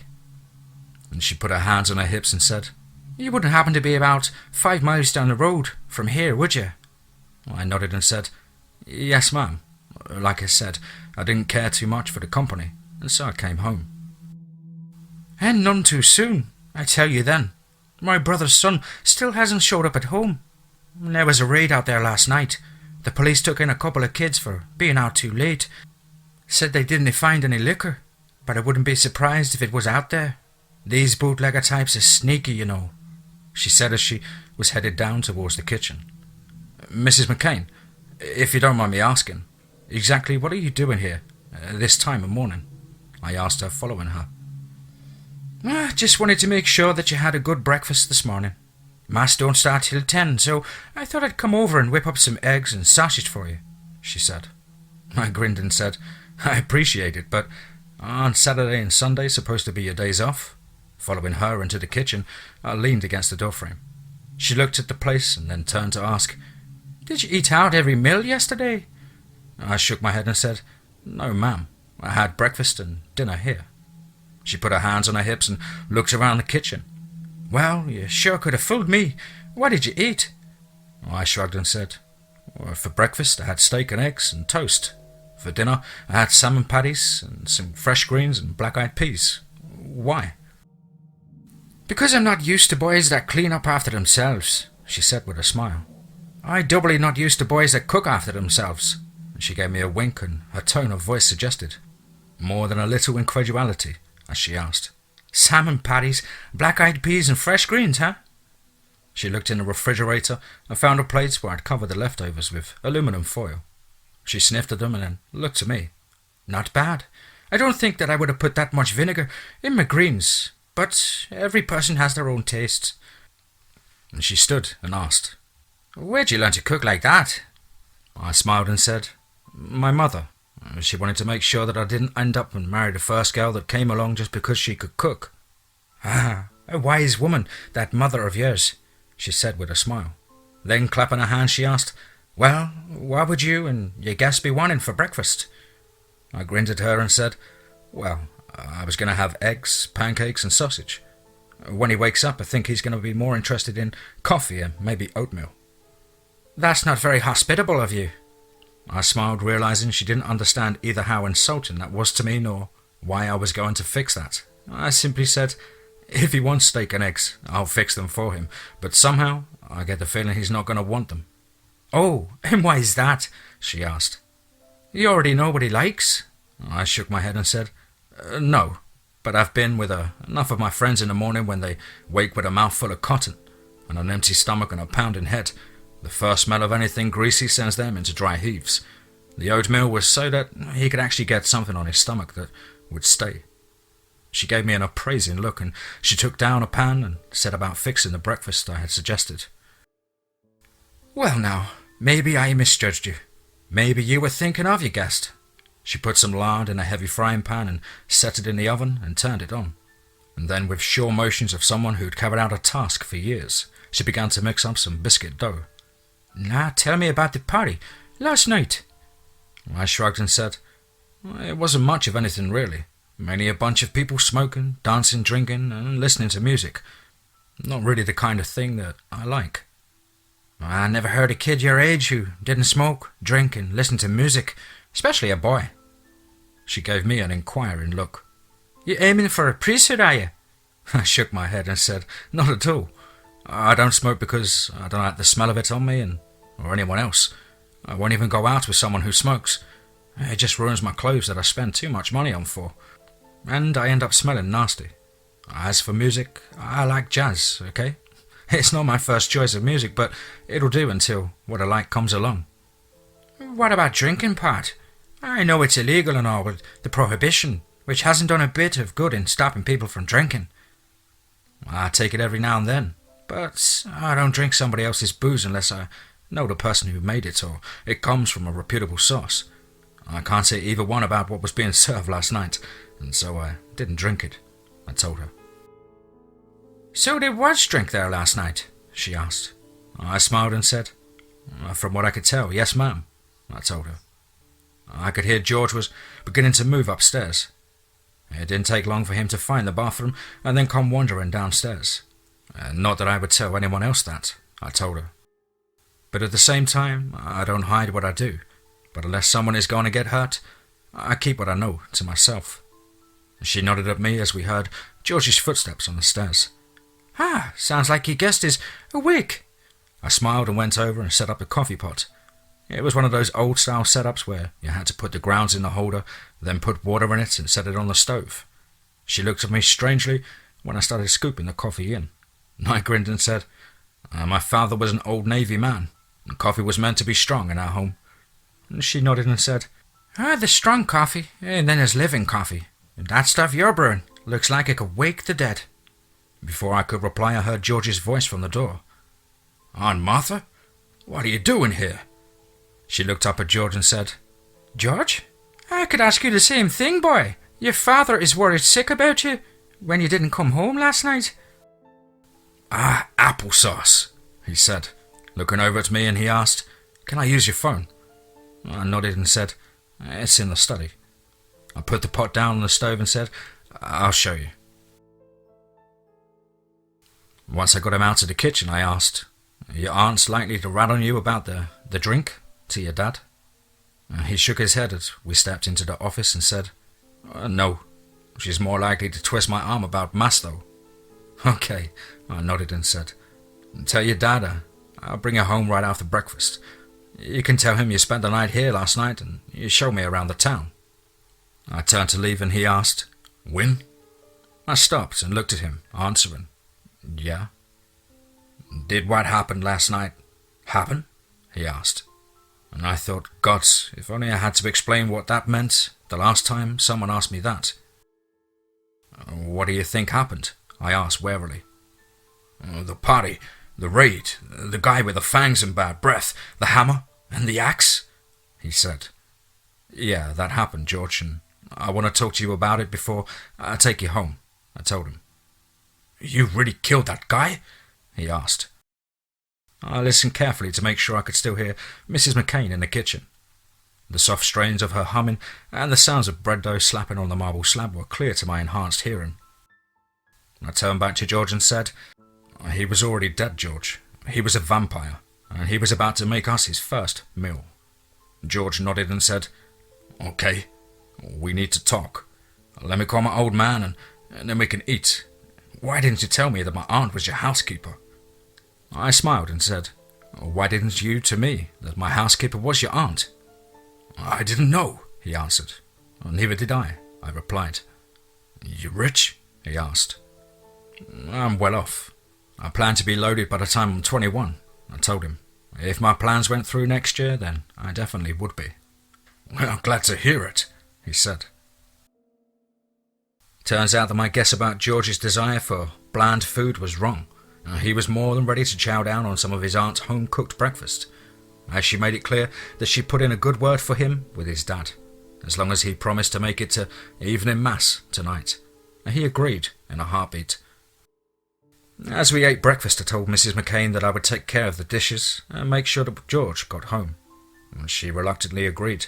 As she headed out of the kitchen, she told George, You listen to this one. He's got a good head on his shoulders. After we heard the front door close, George looked over at me and said, Well, that's got to be worth a bit of leash off the old man. If Aunt Martha tells him about me staying here last night and she thinks you're a swell fella, then I should get off with just a scolding. George, I'm worried about you, I told him. Well, because of last night? He asked. I nodded and told him. Because I think that since we slipped away, she may come looking for us, or send someone after us.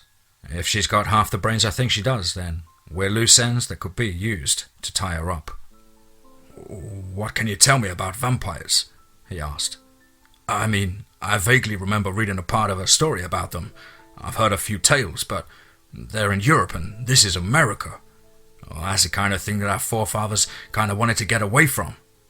I shook my head and said, I really don't know. There is so much information on them that's contradictory. Some of it's pure fantasy. And some of it is lost in literary license. I wasn't about to try and explain that I was from an alternate reality where there were 4 different kinds of vampires, all with different powers and power levels. You're complaining about too much information and I don't have enough. He laughed over his coffee. What can you tell me, for sure? I sighed and said, They are neither living nor are they dead. They're undead, and they are a walking corpse sustained by the blood of the living that they drink. And those who are bitten and die become vampires. Some legends say that they have a limited form of shapeshifting, where they can take the form of a bat or a wolf. And they're supernaturally strong. The saying is the strength of 20 men. I can tell you for certain that Lucy can dominate someone's mind, make them see or not see, hear or not hear, anything that she wants, or even do things against their will. How do you know that? He asked, tearing into his eggs. He was showing no signs of a hangover that I'd expected him to have this morning.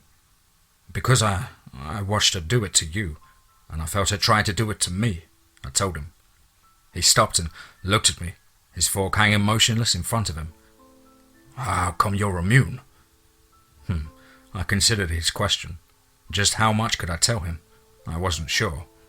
I kept remembering Hild's admonition against letting others know what I am. I was finally going to have to walk the same path that Trey did when he was in high school. I was going to have to keep what I am a secret. I shrugged and said, I really wasn't. I guess I sort of suspected something, so I was careful not to look into her eyes. How did you avoid that? He asked. I smiled and said, Don't tell me you didn't notice that dress she was wearing last night. It was cut all the way down to her belly button. There were more interesting things to look at than her eyes. It was an outright lie, but if it kept my secret, let him think that I am a boorish horndog. He grinned and said, You got a point there. And then, as if realizing something, he put his fork down and said, Oh no, I'm such an idiot. What? I asked him. You must be right about this making people believe what she wants. Oh man, I really messed up, he said suddenly, seeming to remember something unpleasant. Listen, can I use your phone again? I smiled and looked over at the clock. It's almost church time, but do you think it can wait? Oh, applesauce, he said again. Yeah, I guess I'll have to. He sat back down and asked, What do you know about dames? I laughed and shook my head and told him, I may be smart, but I'm not a god. Women are a subject that will forever confuse men. And then I shrugged and asked, What do you mean? I'm going out with one. That kind of thing, he said. I screwed up. Me and my Sheba had a fight about that party last night. She didn't want to go and didn't want me to go. Did you lie to me last night? I asked, knowing full well that he hadn't. What do you mean? He asked, suddenly defensive. I asked you if Lucy had kissed you. You told me no, I said. He shook his head. No, she didn't kiss me. I smiled and then asked, Tell her the truth. You went there, realized she was right, and then left with me. We were here all night talking about her. I'll back you up on that. It's been my experience that girls like it when you're willing to be wrong, occasionally. And that is girls back in the 21st century. There will be some grovelling involved. There's always grovelling with a girl when they know they're right. Always? He asked with a wink. Just how much experience with this kind of thing do you have? Is it true what they say about European women? I smiled and sipped my coffee. To put it the way Dad would say, I've dipped my wick more than a time or two. On a level? He asked. How many? How many times or how many partners? I asked. Both, he asked as if he wouldn't believe me. I can't give you an exact number. A dozen or so, I guess. He sat down and whistled. A dozen? What did you do? Go through a whole grade level in school? I just smiled and said, something like that. Things are different in Europe than over here. The Swedes have a particular reputation in my own era, and they lived up to it. I wasn't sure about here, but I figured that we would be able to check up on it. I shook my head and then added, but those were just somebody to play with. They weren't relationships. We both knew that it was just about the sex. How did you keep from knocking them up? He asked. I sighed and said, there are ways. You just have to be willing to use them. And then I smiled and added, but of course, they're the kinds of things that good Catholic boys who go to Mass for their aunts don't do. And I gave him a big smile. So's messing around, he told me. I figure it might as well be hanged for a sheep as hanged for a lamb. As we finished out our breakfast, I told him what I suspected was the truth about the vampires here. I also decided that I really needed to find out more about the raid Mrs. McCain was telling us about. Look, how many of your friends were at that party last night? I asked. And he thought for a moment and said, 3 or 4, maybe. Not a lot. Or there was Robbie and Joe and Helen. She's the girl you were talking to last night. The others, they didn't show. After church, could you try and call them and find out what happened last night? I asked. Well, if what my old man says is true, then they won't be talking to anybody for a while. They got pinched and their folks had to pick them up at the station. Most of them are in big trouble with their folks. Seems like the biggest trouble I'll be in with Pops is that I didn't call. He did say that he was going to check my story out with Aunt Martha, though. I nodded and said, still, I need to find something out. I think I'll do some snooping around today. Good luck with that, he said. Nothing will be open except a few restaurants, 1 or 2 service stations, and the ice cream parlor. It's Sunday. I nodded. I'd forgotten about that. I remember Trey complaining about the way Oakman and Jasper locked up tight as a board on Sundays and Wednesday afternoons when he was a kid, and that was in the 60s and 70s. I was stuck. I could go check out her place in the daylight, or I could go and see what kind of gossip I could pick up at the locals. I figured she'd be laying low for a few days and her place would be more secure than Fort Knox. It wasn't likely this little kitten could get in. Who's likely to be at the ice cream parlor today? I asked, remembering something I'd seen on the Food Network about the origins of the ice cream sundae. His eyes suddenly lit up and he said, "Hey, just about everyone who's not in trouble should be there after church. It's the only place on Sunday where all the good Catholics and Protestants can all go together." I nodded and smiled. "What time?" I asked. "Usually around 2:30 or 3, after lunch," he said. I grinned. "Then how about I take you home, and you can deal with your father? Then you can meet me there, and we can talk about some of your friends, about what they know about what happened out at Lucy's last night. And then you can go home and get ready for the evening mass." "Hey, you don't expect me to follow through with that, do you?" he asked. I gave him a long look. "Yes, I do. If I were going to be dealing with vampires, I need you very concerned about the state of your soul. Besides, a promise is a promise, and a deal is a deal. Your aunt has agreed to help us in return for this small favour. If there's one thing in the world that is important, it's keeping your word." "You are a queer bird, you know that, Win?" he said.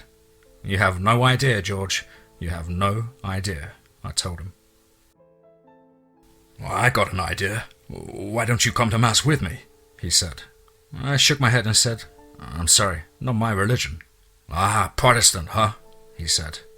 I said nothing, let him believe what he wanted. I didn't think it was a good idea to tell him that I'm not a Christian at all. Like Hill said, I don't have to go and hit people in the head with it. I did manage to get him dropped off at home, and I figured it was best that I didn't go in. He had to deal with this as best he could. I went back home and grabbed about a 2-hour nap, then a quick hot shower. Actually, I can go several days without sleep, but I prefer not to do it when I don't have to, and I was afraid I was going to need to soon.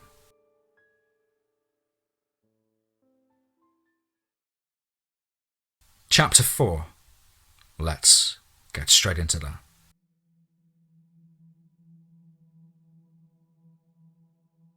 I made it to the little ice cream shop beside the Woolworths just after 2 and found a seat towards the back.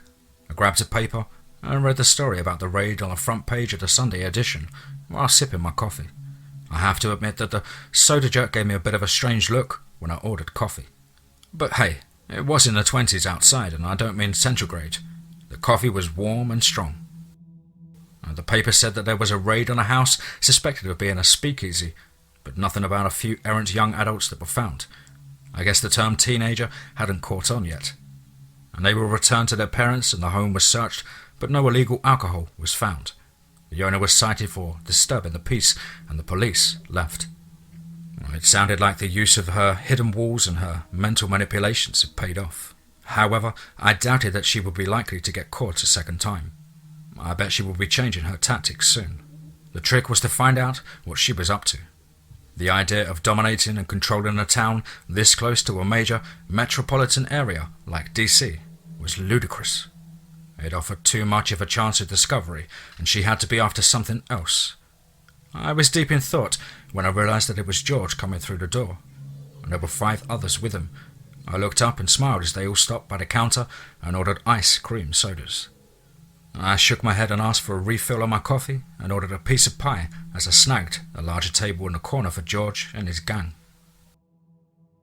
In a few minutes everyone was settling in. George smiled and said, "I'm in the clear, and Martha put in a good word for me, and Pass was just happy I wasn't there where the raid happened." I smiled and looked at the gathering of teenagers that were sitting at the table with us. They all looked to be about my age, but I wasn't really sure. Again, there were major differences in adolescent development between the 1920s and the first decade of the 21st century. George smiled and said, "This is Betty Gardner, the girl I was telling you about." I stood and shook hands with a tall, buxom girl with brown hair cut in a short bob. She was rather attractive, and what I found to be the most striking was that she wasn't trying to hide her bosom like so many girls I'd seen on the street were. She had something up top and wasn't trying to make it look like a 13-year-old boy. I could see why George was attracted to her. And when she finished filling out, she was going to have a very classical figure. "I'm glad to finally meet you, Betty," I said, standing and shaking her hand. "George has a lot of nice things to say about you. I'm Win Greenbow. I just moved to town." She smiled and turned a quick look at George, and I realized that I'd managed to score a few points for my new friend. "I'm glad to meet you too. George told me what you did last night." I looked over at George and he quickly said, About talking me out of going to that party. I nodded, and then he introduced a tall, thin young man with brown hair, blue eyes, and the beginnings of a very aquiline nose. This is John Lee. We call him Long John. He's a Midvale, on a basketball scholarship. Nice to meet you, John, I said, shaking his hand. He had a firm but not overpowering grip. I could also see that he seemed to be sizing me up for something. The pleasure's all mine. George tells me that you bought the old Mason place out on Swan Point. That's right, I said. Rumour has it that the place was owned by a smuggler, that there are secret passages under leading to the bay, he said. I shrugged and replied, I haven't had much of a chance to explore, but I'll be sure to look close in the root cellar. This is Jimmy Babcock, George said, pointing to a rather handsome young man, dressed very fashionably. He had slicked back black hair, blue eyes, and like I said, very handsome features. He also looked just a little bit sad. I offered my hand and he looked at it for a moment like he was unsure of what to do with it. Finally, he shook it with an almost apathetic air. I'm glad to meet you, Jimmy. Are you in any relation to Boniface Babcock, the banker? I asked. He nodded and said, My dad. I nodded, not quite sure how to take this guy. I didn't think he was being rude, as much as he just seemed not interested in what was going on around him. That could be a fatal mistake dealing with Lucy. I grunted and turned back to George. George pointed out a rather attractive guy with a hair the same coppery sheen as mine, and laughing green eyes. He was on the small side, about 5'6", I guess, and had a wiry build. I noticed several scratches and bruises on his knuckles, and I wondered if it was from fighting or from being a shade tree mechanic. This is Eddie Grant, the other half of our war between the states, George said with a smile and then indicated both he and John. And then I got it, Lee and Grant. Eddie smiled at me and offered his hand enthusiastically. George is always going on about that. Thing is, John really is a descendant of the late general, but I'm just a regular old Grant from here in Virginia. I smiled and said, It's nice to meet you too, Eddie. Is that your LaSalle outside? He asked. I nodded and he added, Nice car. How's it run? I smiled and said, So far, so good. Finally, George pointed to the girl with a severely cut short white blonde bob that looked more like it had belonged to a boy than a girl. She was trying and not doing a very good job of hiding a curvy figure in a pair of slacks and a white shirt. She was very pretty, but she seemed to not care about that. When I could see an intelligence behind her baby blues that was taking in everything around her. This is Dot Tynesdale. She's just one of the guys. I gave George a look like he had to be kidding. This girl was not just one of the guys, and if these dunces were blind to it, then they needed their collective butts kicked. I nodded to her and shook her hand, noticing that it wasn't the dainty handshake I'd gotten from Betty, but was a firm handshake like a man's, and she looked me dead in the eyes.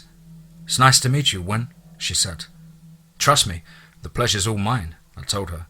Then, indicating the chairs, I said, Please, sit down. We all returned to our seats, and I sipped from the coffee. And with a look of concern, Betty said, George tells us that you were asking questions about Lucy West. Her voice dripped ice at the mention of the woman. This was a girl who knew her territory was being threatened and didn't like it one bit. I shrugged and looked to George, and he shrugged and said, I just told him that you met her last night and you didn't trust her. It was a neutral enough comment. I'm wondering, though, why should we trust you? Jimmy said with an almost bored tone. You've lived here for even shorter time than she. Evidently she at least puts on a good party. I nodded and told him, You're right. You shouldn't trust me. I watched for what I'd just said to sink in. You shouldn't trust anybody, really, except for people you know. I'm not asking you to trust me, just to tell me what you know about her. Why should we? Long John said. Like Jimmy said, we don't know you either. I gave him a smirk and said, Because I'm asking. I'm not trying to trick you out of anything. I'm just simply asking. It would probably be better if you didn't tell me. You might not like what kind of things you're likely to find out about if you do. I turned to George, hoping that he would be as smart as I, and thought he was. Right, George? I watched their minds work as they considered my answer, and finally Eddie spoke up and asked, What? You think we can't handle it? I didn't let my smile show on my face. No. I think some people are usually happier when they don't know everything that's going on. I put my coffee down and stood up. I used a technique my mum used to use on me.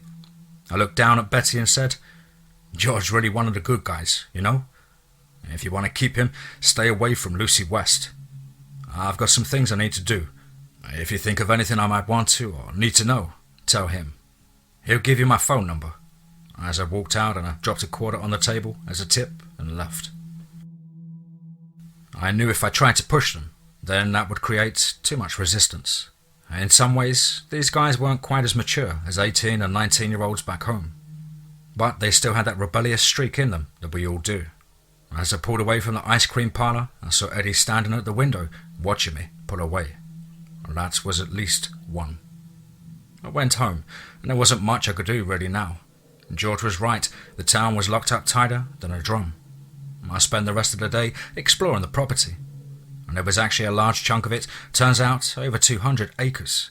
And there were several outbuildings, in one of which I found a working smithy, something I thought I might actually be able to use. I also did a closer inspection of the basement after Long John's comment. Even with my enhanced senses, I almost missed it. A slightly off-kilter foot on a rack of shelves on the southeast wall was the only thing that gave it away. I tapped it with my foot and heard a click, and then the whole wall swung outwards.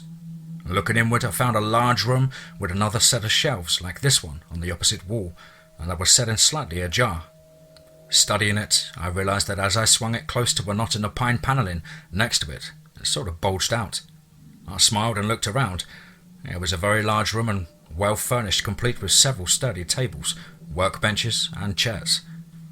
And best of all, it was wired for electricity, heavy-duty electricity. In one corner was an old-style wireless set for transmitting as well as receiving. I could see a wire leading from the antennae leads to a small hole in the wall. I assumed that there was an antenna hidden in the trees somewhere down near the coast. And this sort of confirmed the idea that the previous owner was a smuggler. And by the time I came out and back upstairs, it was well after dark. I briefly considered heading out towards Lucy's place, but decided that she and hers were probably laying low on the day after the raid on their place. Instead, I turned in early and got a good night's sleep. The next morning, I had plans to put my alpha shape-shifting powers to good use. I think it was time that the local shipping houses got inspected for possible bootleg contraband and all. Nobody can ever say that I don't have a sense of humour. Let's just say that a particular movie star famous for this portrayal of a 1960s spy and eventually an Irish cop opposite Kevin Costner spent the day inspecting the books as part of the Bureau of Prohibition. It was amazing what I found. 36 boxes of gardening loam shipped in from England by one Lucille West. That at least told me that she needed her native soil to sleep in. And from there, I went on to check with several overland shipping companies. It would seem that Lucy was smarter than an average vampire. I was able to find out that she'd shipped out 30 boxes to different cities all over the eastern half of the United States. The best part was that when she went looking for the inspector who'd been following up on her, he wouldn't even be born for another 2 years, and then it would be in Scotland. By about 2, I'd already picked up a trail, and not my usual kind. I noticed them at several stops I'd made along the way. I was finished with my inquiries, and I was headed out of town when I noticed the old stewed baker following me. Okay, I didn't realise it was a stud baker until it was close enough for me to read the name on the little round hood ornament, and by that time they were way too close. Suddenly, the black sedan whipped alongside the Model A I'd rented and swerved towards me. I braked and pulled over into the grass shoulder and watched as they suddenly slowed in front of me. I quickly looked around to make sure that nobody was nearby, and seeing that the coast was, as they say, genuinely clear, I killed the engine and I got out. Suddenly, 5 men poured from the Studebaker and came rushing back towards me, and there was no question as to their intent. I was still wearing our future fictional spy's most famous form, and so I wasn't worried about being identified. I knew this was going to be a fight, and so I stepped back into the semi-defensive position. The first guy charged me like a linebacker, and as he ducked his head and spread his arms wide, I kicked him once hard in the groin, and watched his eyes suddenly focus on the end of his nose. As he folded over, I punched him in the side of the jaw. I felt the bone shatter under the force of the blow, and he went down like a load of bricks. The other four slowed only for a moment before spreading out wide around me. I looked around and watched their body language to see who was giving the orders. One of the bigger guys from the size of him and the muscles he was displaying. I'd have said he was a teamster or a longshoreman and seemed to be in charge. He was also holding back from the rest of the group. I heard and felt the two charge me from each side more than I saw them. I jumped straight up and kicked out in opposite directions. The one on my right I caught squarely in the shoulder and felt the bone break under the transhuman strength. As for the one on my left, my foot smashed into his chin and compressed his jaw backwards, lifting the base of his skull and sent him into sleepy time. It was a fairly simple technique, but could only be highly effective when used right. I didn't want to kill anybody. I wanted them to report back to whoever sent them, and that would take the attention over what I was going to be doing later. The ones whose shoulder I hit barreled past into the path of the guy coming at me from behind. Landing, I grabbed both of them by the head and smashed their skulls together. Not hard enough to kill them, but definitely hard enough to render them unconscious. When I looked up, our ringleader was reaching into his jacket. I wasn't quite ready to let anyone know that I was bulletproof, at least a small arms fire, and so I leapt. I hit him hard with a right cross that I'm sure shattered his jaw. As he crumpled, I reached in and pulled out the old Navy Colt from his jacket. Nice firearm, lots of knockdown power, and fairly accurate, even when it was a pain in the butt to load. I bent the barrel over and hurled it deep into the woods.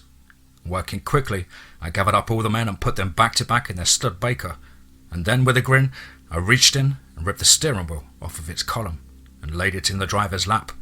As I pulled back off the side of the road, I checked my wristwatch. That took less than 5 minutes. I realized just how lucky I was when I turned a curve to find another car coming my way. If I'd taken much longer, I might have had some explaining to do.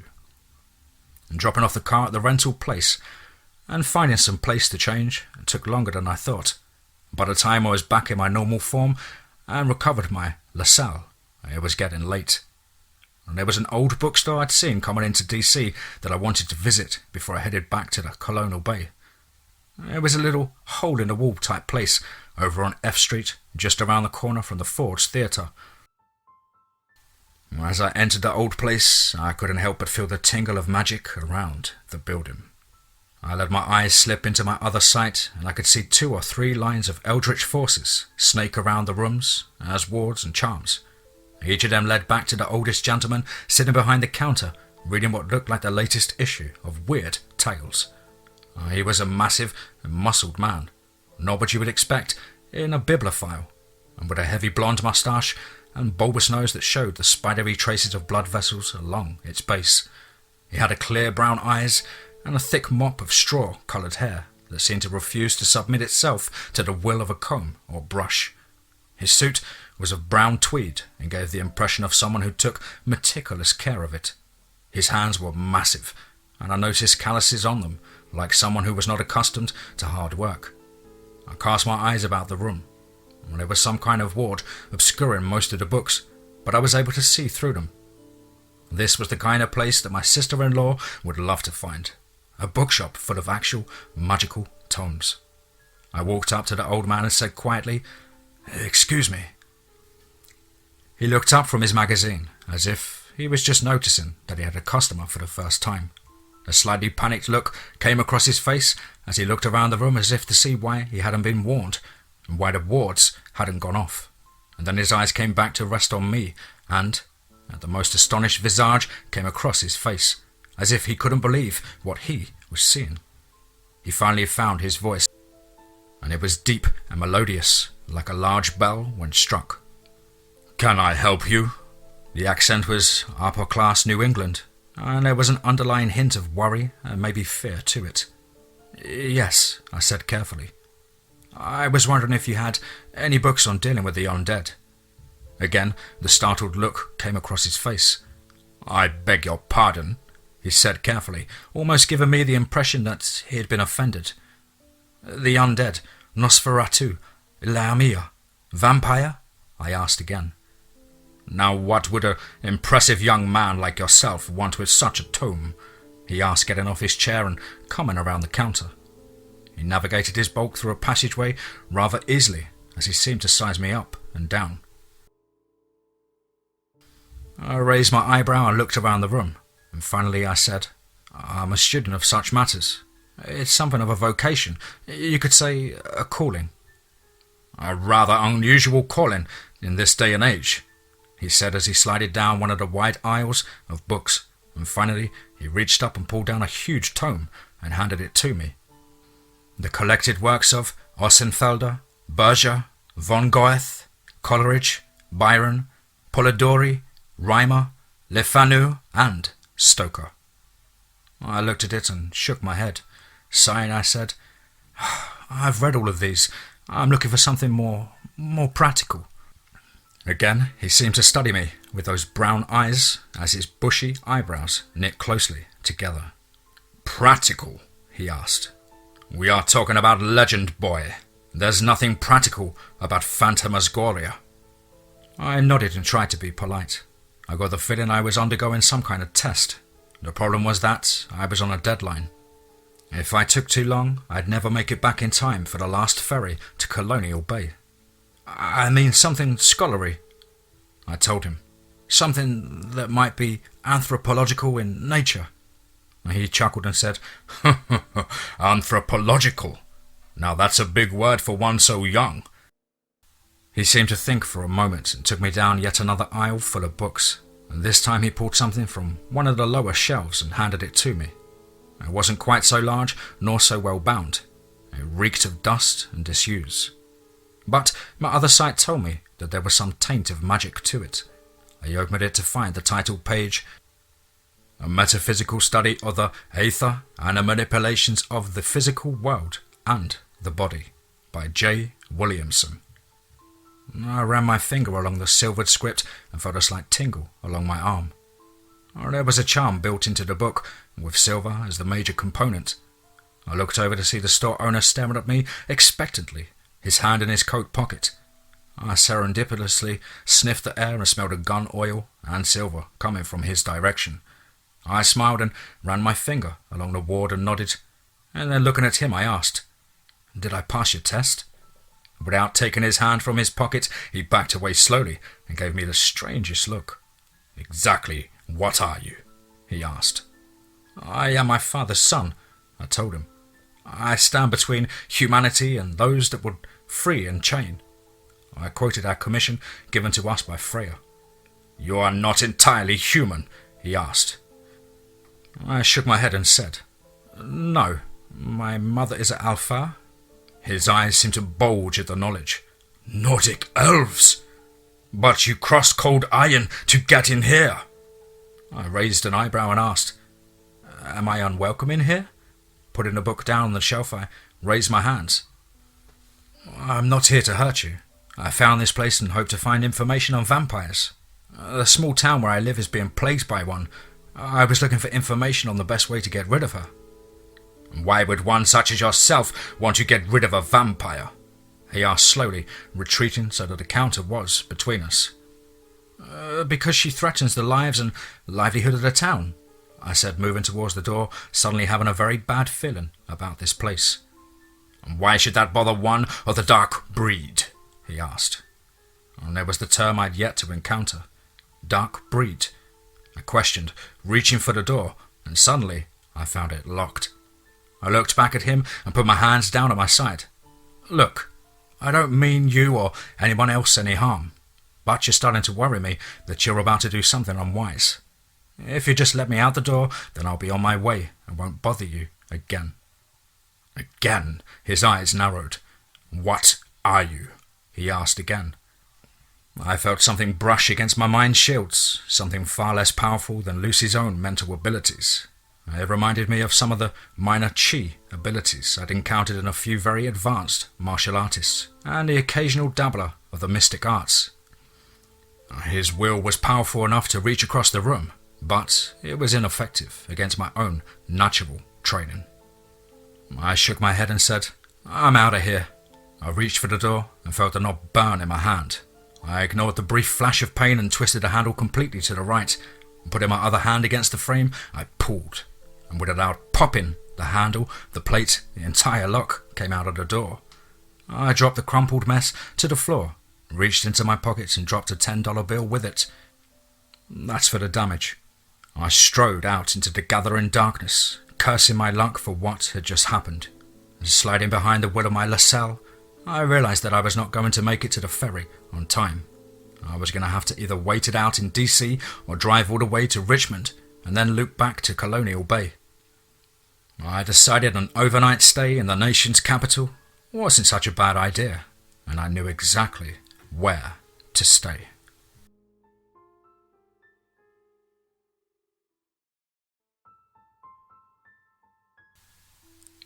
Chapter 5. Let's get straight into that. I spent the night at the Mayflower in DC. In my own time, it was the oldest hotel in the city, but in 1928, it was only 3 years old and was the height of luxury and elegance. The food was good, the service was excellent, and the beds were comfortable, and I spent most of the time there simply reading. I left early the next morning and made it back to Colonial Bay by 9 o'clock, only to find a worried-looking George sitting on my front porch. As I climbed the stairs, the first words out of his mouth were, "Where have you been?" "The capital," I told him. "I missed the ferry and I don't know the roads well enough to try and drive to Richmond and then back here. What's wrong?" "Eddie," he said. "He's been attacked." "What?" I asked. "Where? When?" "Last night. We were all leaving one of the local diners in Maple Grove when we were attacked. The guy was unbelievably strong. He tossed us around like limp wash rags. I got hit in the head, and when the stars finally cleared, Eddie, he was laying on the ground and was bleeding from the neck." I started cursing in Old Norse as we opened the front door and we went in. I felt a tingle at the wards I set up in the house. Something had tried to enter, but hadn't gotten past them. Something supernatural, because they wouldn't have stopped a human. Finally, I looked at him and asked, "Where is he now?" "The hospital. The doctor said that he's lost a lot of blood, but should make it," George said worriedly. "Yeah, he'll make it long enough to be in that vampire's control. And then when he does die, he'll become one of them. We have to find that one and put an end to him." Something in my tone must have bothered him because his face drained of colour. "I can't toss off killing people as easily as you do, Win." "I'm not talking about killing people, George. They're already dead. They have no pulse. The only body heat they have comes from the blood they drain from the living. And they create more like them by killing the people they drain. Eddie is in far more danger now than he would be in the middle of a war." I stopped and asked, "How are the others taking it?" "Not good. Betty's in near hysterics and Long John is blaming himself for letting Eddie come along.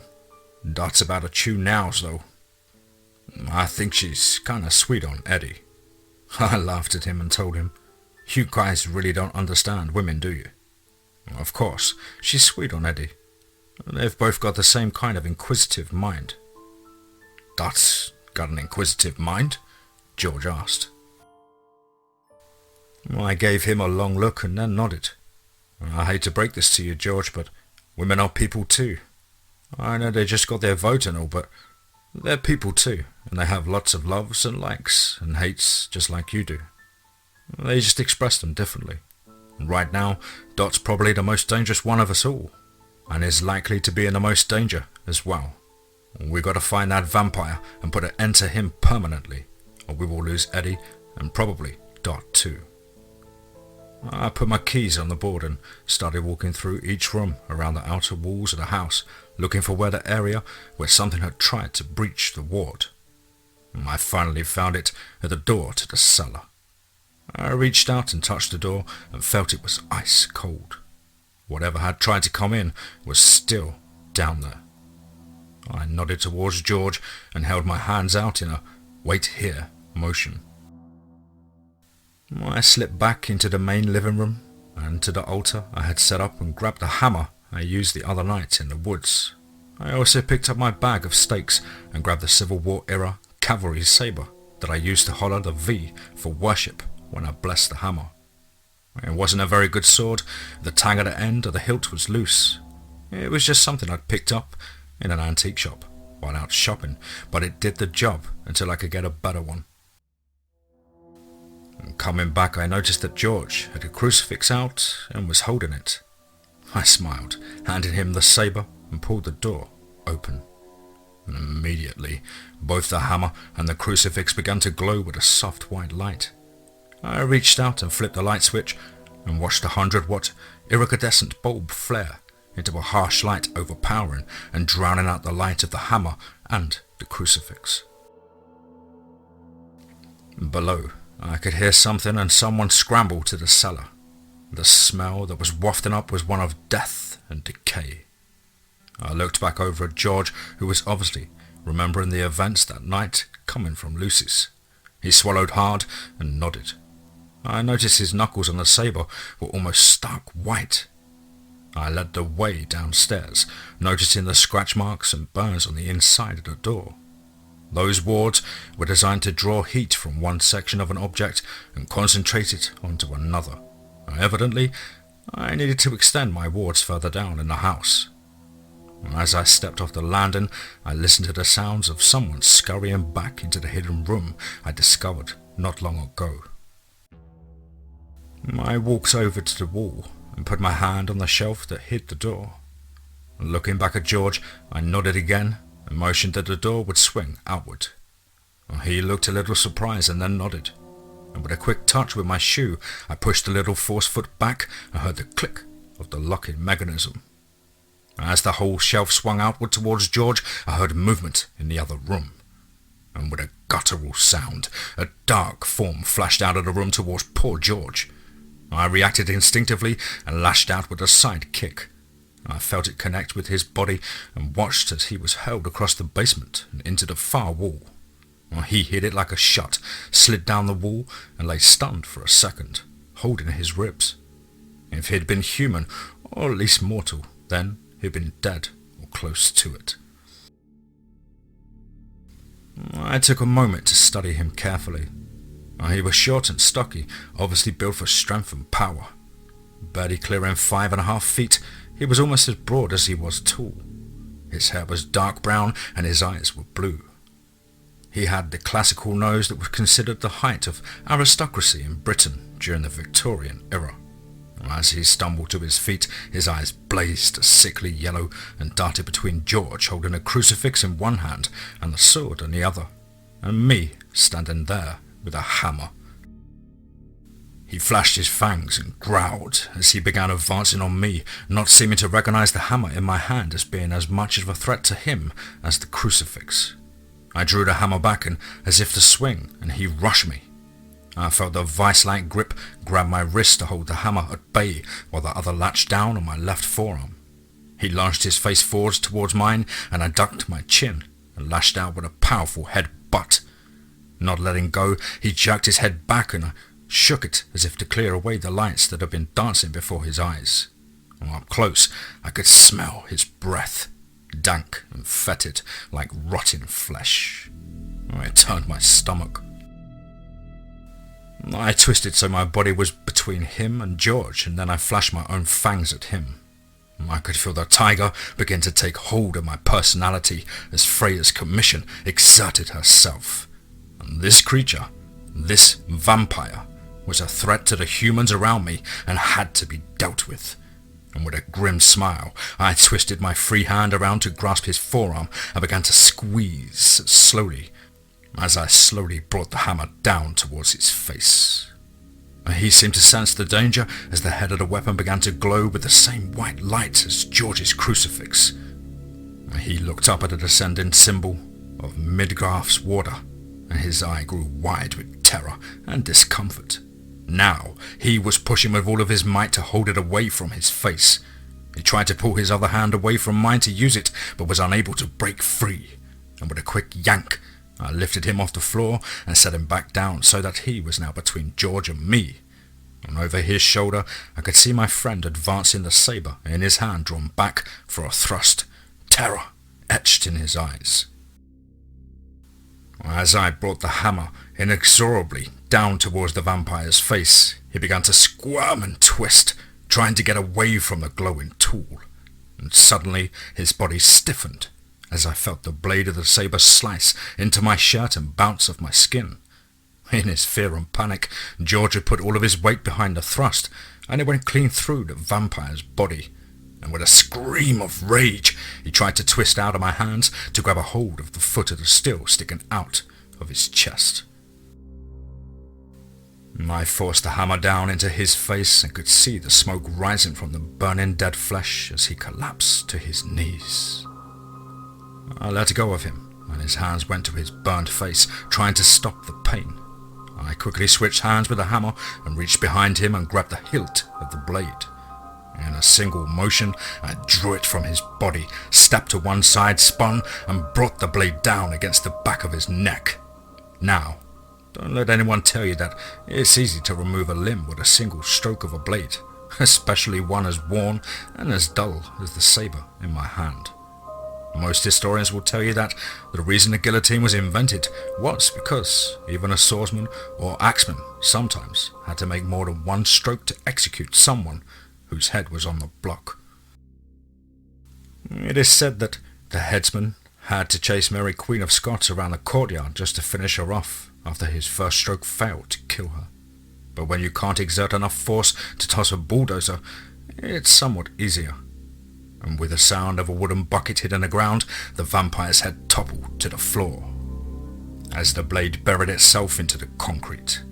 Much to my surprise, like in the movies, the body began to decay before our very eyes. Like time-lapse photography, it bloated, and then the flesh began to decay and melt away, and in less than a minute it was reduced to a black and fragile skeleton. I looked up to see George backing away from me, a worried expression upon his face. "Your eyes, your ears," he said with fear obvious in his voice. I reached up and touched the tiger ears on top of my head and realized that I'd given myself away. I closed my eyes and wheeled my body back into a human form. I watched George's look of astonishment as I became a little more human. "It's all right, George. I'm not going to hurt you." What are you?" he asked. I shrugged and said, "I am a man." He shook his head and said, "No, not a normal man." I shook mine and replied, "No, not a normal man. Would you believe that I am an agent of a divine force sent to protect the world from these kind of creatures?" I gestured towards the vampire. He looked over at the blackened skeleton at my feet and then back up at me. "At this point, I believe almost anything." And with a trembling sigh, he sat down on the steps as the adrenaline rush slowly drained from his body, making him weak. "I don't understand what's going on. Agent of a divine force? You got damn cat ears and eyes." I smiled and pulled the saber from where it was embedded in the concrete and handed it to him, hilt first. I figured he might feel the need of some kind of protection from me, and if it made him feel better, then it was the least I could do. "I got more than just ears and eyes, but that's not important. I'm not going to hurt you or your friends. I'm here to help you. I'm sort of a feline factor on Earth." "What divine force?" he asked. "Not God?" I smiled and shook my head. "No, not your God."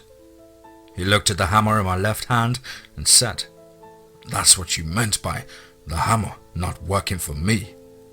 I nodded and sat down at a table across the room from him. "It's a symbol of my faith. You know, it's a free country, when it comes to religion." "Never heard of a religion that used a hammer for a divine symbol," he said. I smiled and told him, "It's very old. It was in Europe before Christianity ever came. It was the faith of the Vikings. It's where you get most of your Christmas and Easter traditions, and the days of the weeks are named for my gods. Thor? He asked. Is that who sent you?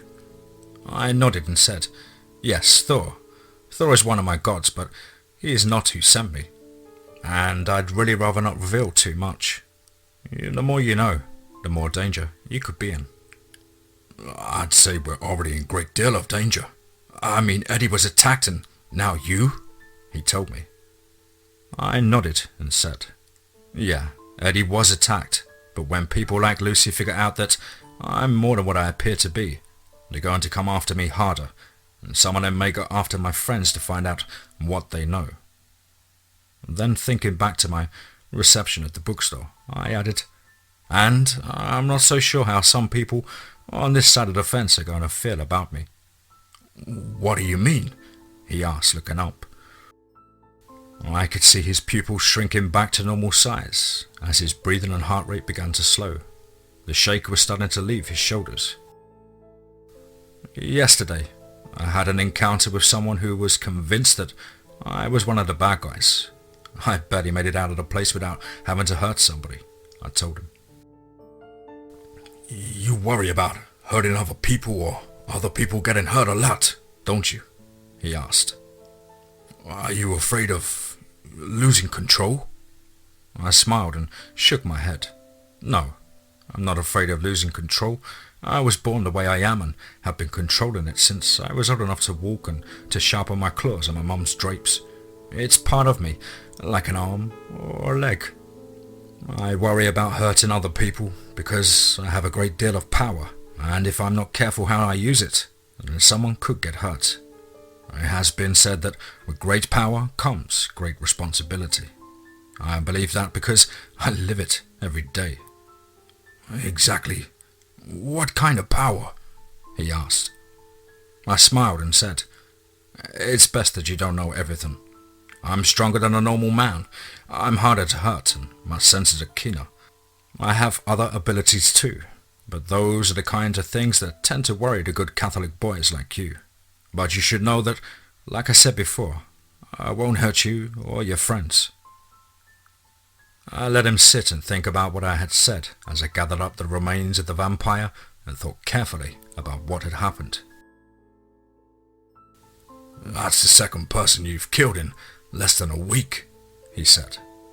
I grinned back over at him and said, you're the one who ran a saber through his chest. Besides, like I said upstairs, he was already dead. He just hadn't got a good sense to lie down. I pointed at the bones that were already turning to dust. Would you say that that is the body of a man only recently dead? He shook his head and said, no, it's not. And you're right. I did stick this thing through him. He held the gleaming blade up and looked at it saying, why isn't there any blood on it? Because vampires use blood differently than you or me. Their bodies turn it into a black ichor-like substance that sustains them. And when they die, then it becomes the same kind of dust as the vampire does, I said, shrugging. That's it for the vampires I know about. Some of these seem to be different. The one the other night didn't turn to dust like this. I stopped and thought for a moment. Finally turning to him, I asked, did you recognize him? He shook his head and said, no, I've never seen him before in my life. I nodded my head and stroked the stubble on my chin. I had forgotten my razor and had had a chance to shave back in DC. I briefly wondered how growing a beard would go over in the 1920s. Or maybe it's because the one I killed the other night was nearly undead and therefore its body hadn't had as many years to keep at bay. This one could be older and therefore more susceptible to the years its body was holding off with the blood of the living. You have the strangest ways of putting things, Win, George said, rising from the stair and putting the sword tip down next to his foot while resting his palm on its hilt. I smiled at that. My grandfather would have given me tongue lashings for mistreating a sword that way, but then again, he was after all a very talented swordsmith in Alfheim. Blame it on my upbringing. I grew up shutting my time between Alfheim and Sweden. I speak close to 20 languages, So I tend to come at ideas from a lot of different perspectives. And shaking my head and pointing at a now pile of dust, I asked, "This isn't the one who attacked Eddie, is it?" "No," he said, shaking his head. "The guy who attacked Eddie, I've seen around town before." "Where?" I asked him. "He's one of the dock workers up at the north end of town," he told me. "I don't know his name, I've just seen him around the docks." I gave him an arched eyebrow and asked, "What are you doing around the docks?" "My old man works up there," he told me. "He's a stevedore for the fuel dump." I nodded as I picked up the broom and the dustpan and started to casually sweep up the ashes. "Hand me that trash can, would you?" I nodded towards a can sitting next to the stairs. He gave me a strange look but handed it to me nonetheless. "Isn't that a little disrespectful to the dead?" he asked. I shrugged and said, "I'm just going to take it down to the shore and spread them on the winds. I could always simply flush them down a toilet." He shook his head and said, "Win, you can be hard sometimes, you know that?" "I live in a hard world. This vampire tried to kill you and me and turn us into one of him. I have no remorse in putting him down. That's my job." It was the job my father did before me, and the job of my ancestors dating back to before the Roman Empire. It'll be the job of my children, and their children, and their children's children, I told him.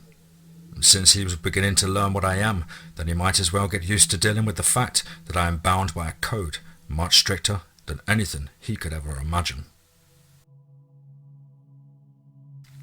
10 minutes later, and a trip down the bootlegger's tunnel, and the deed was done. I grabbed a quick change of clothes and a shave, and we headed over to the hospital where Eddie was.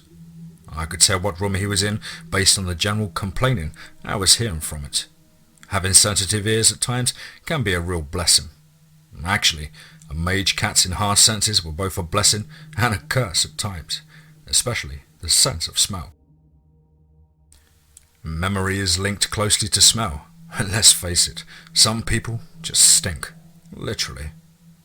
In the hospital, it was the tincture of iodine that was burning at my olfactory senses. But in this case, I could hear Eddie complaining about having to stay in bed. It once again brought home how much out of time I was. This was an era where doctors prescribed bed rest a whole lot more than they did in my own. George and I knocked on the door and entered. I could see Dot was already in the room and was trying to get him to go back into bed. I grinned at him and said, "If I had a pretty girl trying to coax me into bed, I don't think I'd be fighting her that much, Eddie." And suddenly Dot glared at me, but I could see the faint signs of amusement behind her eyes as well. "That was uncalled for, Win," she said. I bowed my head and said, "1,000 apologies, Dot. I was just trying to put some humour into a situation." Eddie, on the other hand, was suddenly looking at Dot in a whole new light. I nodded my head slightly to where he was staring at her, and she caught his reflection in the mirror. The look on his face was one of surprise. I could see the beginning of a smile on her face. Eddie wasn't as in the dark as the rest of the boys about Dot. "Hi, fellas," he finally said. "I heard you lost a fight with something that tried to eat you," I told him. "Well, that's one way of putting it," he said, climbing back into bed to free up the chairs. "I didn't believe what George told us. I should have, though." I nodded and replied as I scooted one of the chairs around for Dot to sit on as a peace offering. Right now we just need to find the guy. There was no use in telling him that I was planning on separating the vampire's head from his shoulders and then destroying the body so it could never return. No need to scare them any more than they already were. "I have a question though, Win. You seem to be an expert on these things. At least that's what George tells us," Dot said. I shrugged and told her, "I know a few things, but what I don't know is a whole lot more than what I do know. But ask your question and I'll do what I can." I had an idea of where she was going with this, but I was going to let her get there herself. These boys needed to learn that women given half a chance could and would think for themselves. "Is Eddie in any more danger than just from blood loss?" she asked. I could see the worry in her eyes, I could hear it in a half-octave rise in her voice. She had evidently at least read the stories, or the one which most Americans in the 1920s were familiar with. And since the Lugosi film wasn't due out for another 5 years or so, she was at least getting a little better information than what would come out later. I looked over at George and he nodded to me. I was not going to sugarcoat it for them. They were in serious danger, not only physically but spiritually as well. And finally, looking back at her, I said, very possibly. If we don't deal with a vampire who did this, then he could be in a great deal of danger, or even be dangerous to his friends. Depending on how strong his attacker is, he can use the connection he has forged with Eddie to take over his mind, and force him to do things that he would not normally do. And if Eddie were to die without first dealing with his attacker, then he is likely to become one of them. I stopped and looked at Eddie and said, "Please don't take this the wrong way, big fella. I know you can whip your weight in snarks, but this is something more than physical." I turned to Dot and said, "If he starts asking you to do things that don't make any sense, or if he tries to kiss you, especially at night, don't do it. And don't let him. Not at least until I've had a chance to find his attacker and deal with him." "How do you plan to deal with him?" Dot asked. I noticed that Eddie wasn't protesting, and that suggested that he might already be filling the pool of his attacker's mind. Again, I looked over at George. I wasn't sure how the others would feel about the level of violence I can and will bring to bear on a situation. And George seemed to be at a loss for answers. He simply shrugged at me, and so I turned back to her and said, "Like I told George earlier, he's already dead, he just hasn't realized it yet. I tend to make him realize it." I could see a brief vengeful smile flicker across the blonde's eyes. This girl was definitely made for stronger stuff than anyone around her gave her credit for. She reached out and squeezed Eddie's hand and asked, "How can we help?" I sighed and said, "I'd like if someone, preferably two someone, stayed with Eddie from the hours of sunset and sunrise, and just make sure that nobody comes in who isn't supposed to, and that he doesn't go any further than the toilet." Again, I looked over at George and said, "Someone with some kind of connection to a faith, either baptism or just a strong faith, as well as a symbol of that faith, would be at best." "Like a priest?" she asked. I shrugged and told her, "It doesn't have to be a priest, just somebody who believes in the faith." "He's right," George said. "It worked for me at his house." "What are you talking about, George?" Eddie asked. I gave George a quick glance. Didn't want the news of my killing the older vampire to escape just yet. He shook his head and said, Just trust me. You don't have to be a priest, you just have to believe, and I think after last night, all of us believe." Dot nodded, but I could see her baby blue eyes start back to me. It was clear that she wasn't about to let the question die completely, but she also knew when and where to fight her battles. My respect for this girl was going up immensely. "Yeah, we believe. I'll stay with Eddie. I'm sure my parents won't object as long as someone else will stay with me. Maybe Jimmy." I shook my head. Something told me that Jimmy was the wrong person for this particular job. I had only met him once, but I'm usually a pretty good judge of people's character. And Jimmy was an okay enough guy and all, but he seemed just a little too withdrawn, too depressed. Eddie needed someone with a little less fatalistic outlook on life, especially considering what he was facing. I was thinking about taking Jimmy and George with me. "How about John?" I suggested. Dot seemed to be thinking the same thing I was. "Good idea. I'll call him. I'm sure it'll be okay if he stays over." "Just whatever you do, don't let Eddie out of your sight. And if you get a strange urge that doesn't seem to make sense to you, don't entertain it. Tell the other person and fight it," I told them. "There's a whole lot more to this." Eddie paused a moment as he adjusted his pillow. "And you, than appears, isn't there?"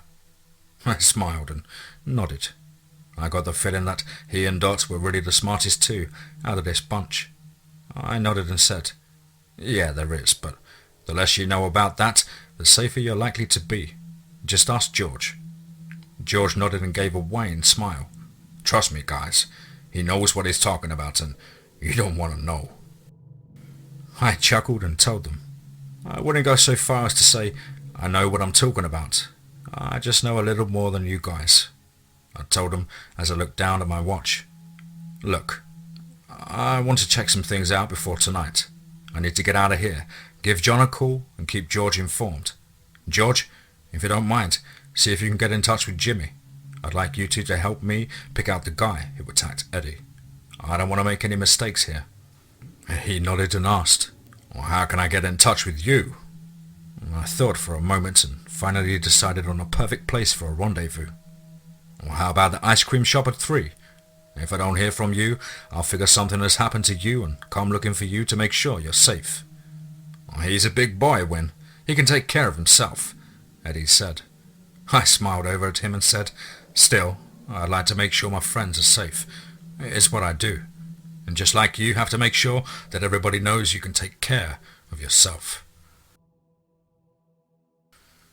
As I got up to leave, he chuckled and said, "Okay." I went back to my house and resealed the wards, this time extended them all the way down to the tunnel. When everything had settled down, I really needed to do a proper land taking on the property so that I could seal it all. But for now, this would do. After resetting the wards, I started backtracking a vampire.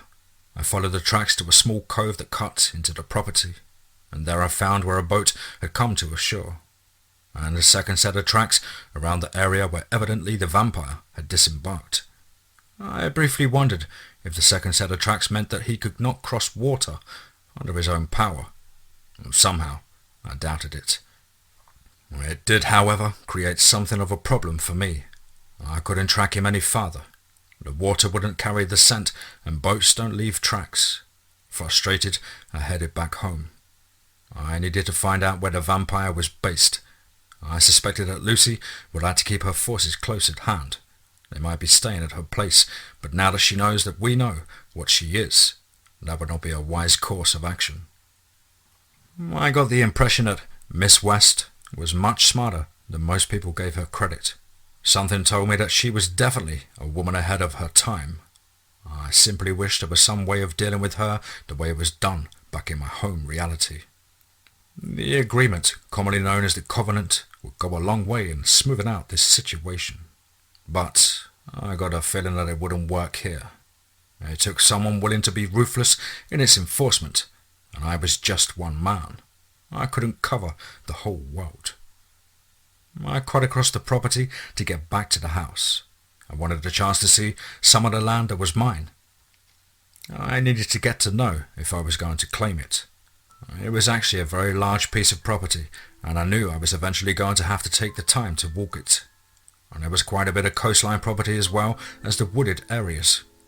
I took the walk home rather slowly, just enjoying getting a feel for the land of Atir here.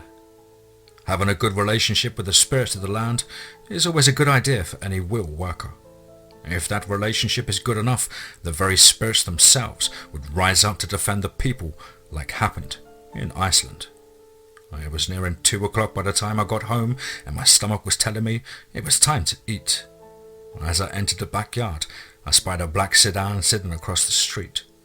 And there was a man sitting behind the wheel that was paying an awful lot of attention to my side door for someone who was trying to appear to be asleep.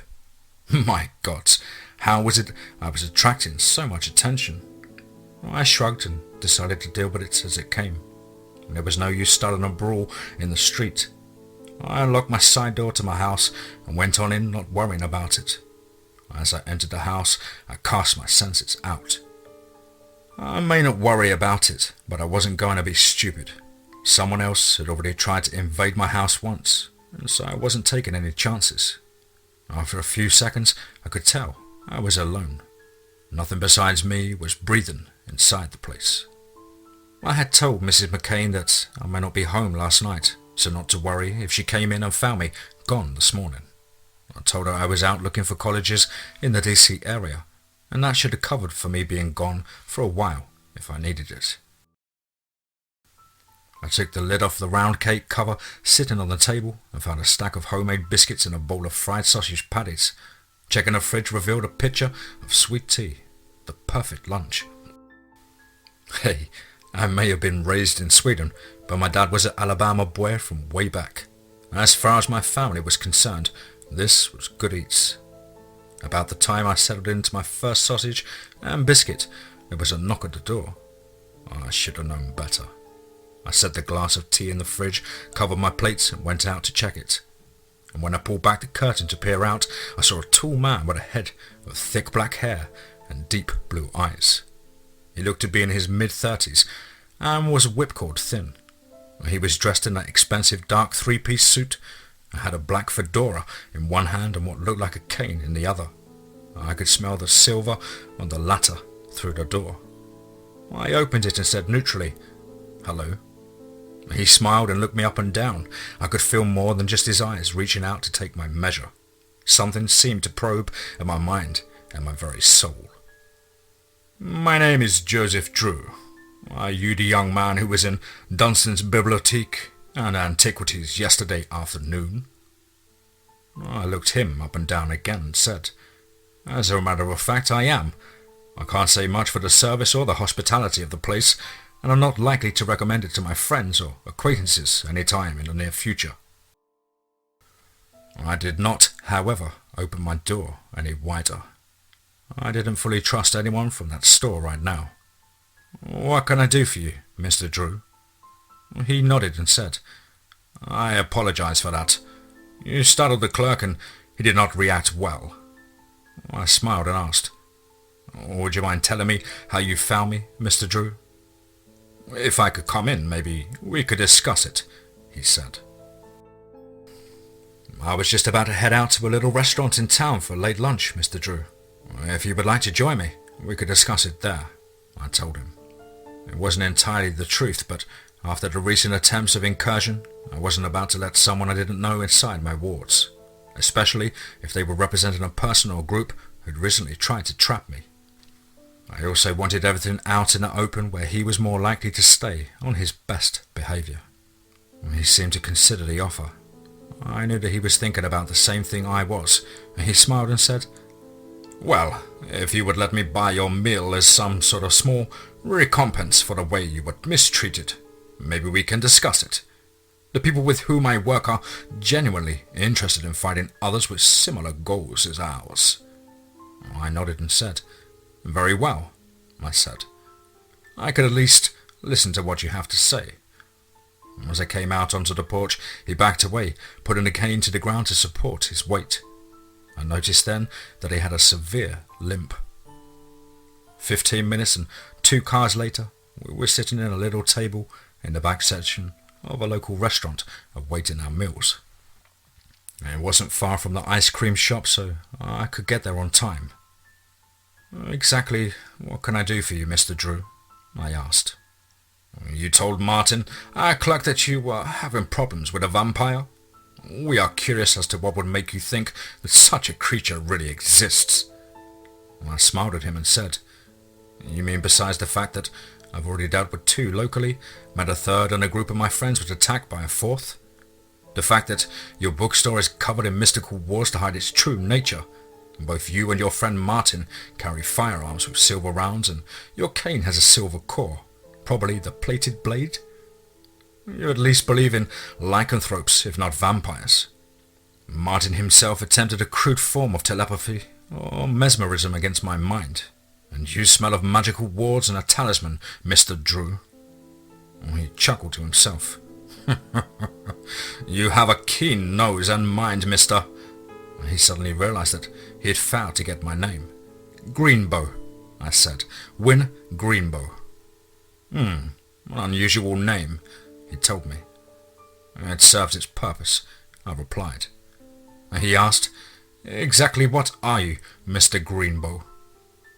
I leaned back in my chair and shook my head. You first." And grinning, he stopped talking while our waitress brought over our drink orders. After she was out of earshot, he said, "I represent a group of scholars, investigators, Wanderers are just plain adventurers who've made it to our goal to protect the world from the influence of the dark breed.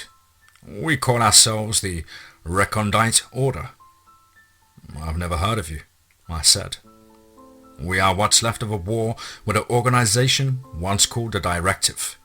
We split off from them when they started dabbling in sorcery and recruiting werewolves as a way of supplementing their powers in the battle against the dark breed," he told me. "Eventually, we were forced to destroy them at the end of the 18th century. That would explain the differences in realities.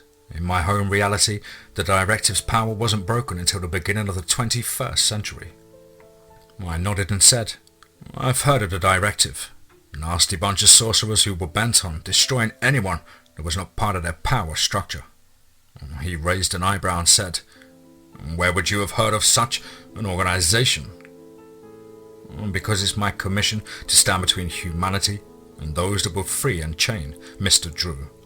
My family has been dealing with nocturnal forces that would threaten mankind for the last 8,000 years, I told him.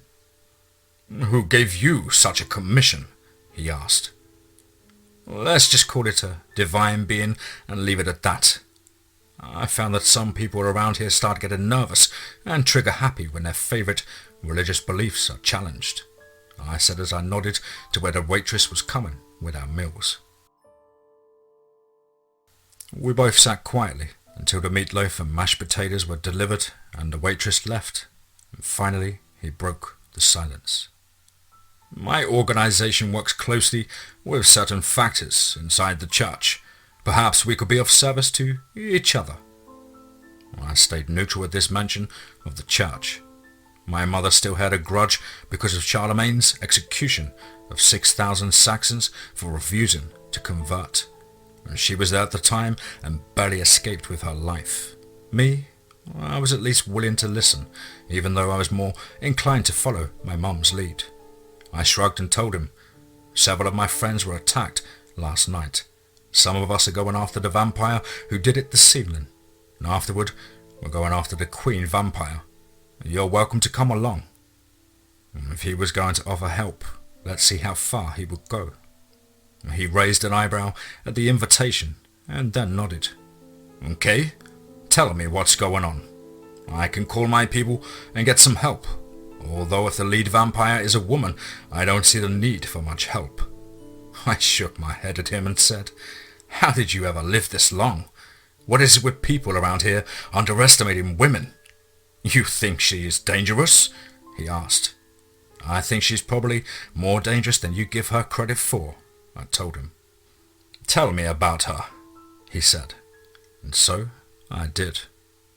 I left out the parts about using my cat form and my other gifts, but he got the picture. I knew that he was looking at things from a skeptic's eye, and that was okay. He was at least getting the picture. This woman was real, and she was dangerous. He sat back and listened to my tale and then nodded. "Okay, how about I go with you tonight to deal with this vampire that attacked your friend? And afterward, we can go visit Miss West's house." I nodded and told him, "Okay." Checking my watch, I added, "We need to hurry. I'm supposed to meet George in half an hour." He grinned and dug into the rather good meatloaf. The meeting with George went surprisingly well. He had recruited Jimmy like I'd asked, and both boys were waiting for us as we arrived at the ice cream parlour. Introductions were made, and we settled into one of the back booths for a council of war. We decided that we would go to the docks tonight, where the sun would be well and down, and the vampires would have a chance to actually be there. We weren't sure if this guy would keep his night job after becoming a vampire, but it was worth checking out. And boy did we get more than we bargained for. As we were preparing to leave, George and Jimmy pulled me aside as Joseph headed to use the payphone outside the ice cream shop. "How much should we trust this guy?" Jimmy asked. I could tell that he knew I was uncomfortable with Drew. I smiled at him and said, "I'm not entirely sure. I met one of his colleagues the other day in DC, and he was none too pleasant. Joe, I think, is supposed to smooth that over. We'll watch and we'll see. I stopped a moment and said, however, if he or his friends put any of our friends in danger, we do what has to be done. Understood? Both boys nodded and grinned darkly. George started to say something, but I held up a hand. I wanted to hear the conversation Drew was having on the phone. The guy has made contact and claims to have neutralized 2 out of the 4 vampires he's confirmed are in the town. I believe him. We are going to deal with the 3rd after sundown tonight. After that, we are going after the nest. I want you to send the monks to meet us at the nest. It's the last house on Stony Knoll Drive in Colonial Bay, he told his contact. Are you sure about this, Drew? I mean, that guy had Shifter written all over him. I recognized Martin's voice on the other end of the line. No, I'm not sure about it, but my gut tells me to go with him, Drew said. Well, if he's a Shifter, you've got your sword and your Navy Colt. Haven't met a Shifter yet who could stand up to the silver 45 round to the head or heart, Martin told him. And I'll make sure the monks are armed with silver rounds as well. Just remember to tell them that this is my mission, not theirs. They follow my orders this time, or I'll be taking some of them out with the vampires, Drew told him. I could almost see Martin's uneasiness on the other end of the phone. These guys don't accept outside command very well. You know that, Drew. They are totally dedicated to the eradication of all taint of the dark breed. You might be better off just getting out of their way and letting them do their job. I could see Joe's face from this distance, and the look on it was one of pure disgust. It was that look as well as his reply that told me that even though I couldn't trust the recondite order, I could at least count on Drew in a fight. Like what happened in Guadalajara? I don't think so. No more innocents getting hurt, or I'm going to start taking the ones that are involved out along with the dark breed. Make sure they understand that, Martin. No innocents get hurt. Martin's voice took on a lecturing tone. You know that they consider anyone's tainted by the dark breed not to be innocent. I don't give a crap about that, Drew cut him off. Nobody but the vampires goes down, or the order is going to be short of a few monks. Make sure they understand that. I will. They won't like it, but I'll tell them, Martin said. Good, Drew told him. If everything goes well, I will see you tomorrow. He then hung up. Returning my attention to George and Jimmy, I said, just keep an eye on this so-called assistance he's sending. They sound none too trustworthy. If one of them comes at you, do what has to be done. Both boys smiled and nodded. I pointed to the bag in the back seat of the Lascelles. There's some weapons and tools in there that should be effective against vampires. I'm sorry, I couldn't get any holy water. That's going to make our job much harder. And Jimmy stuck his head in the car and rummaged through the bag.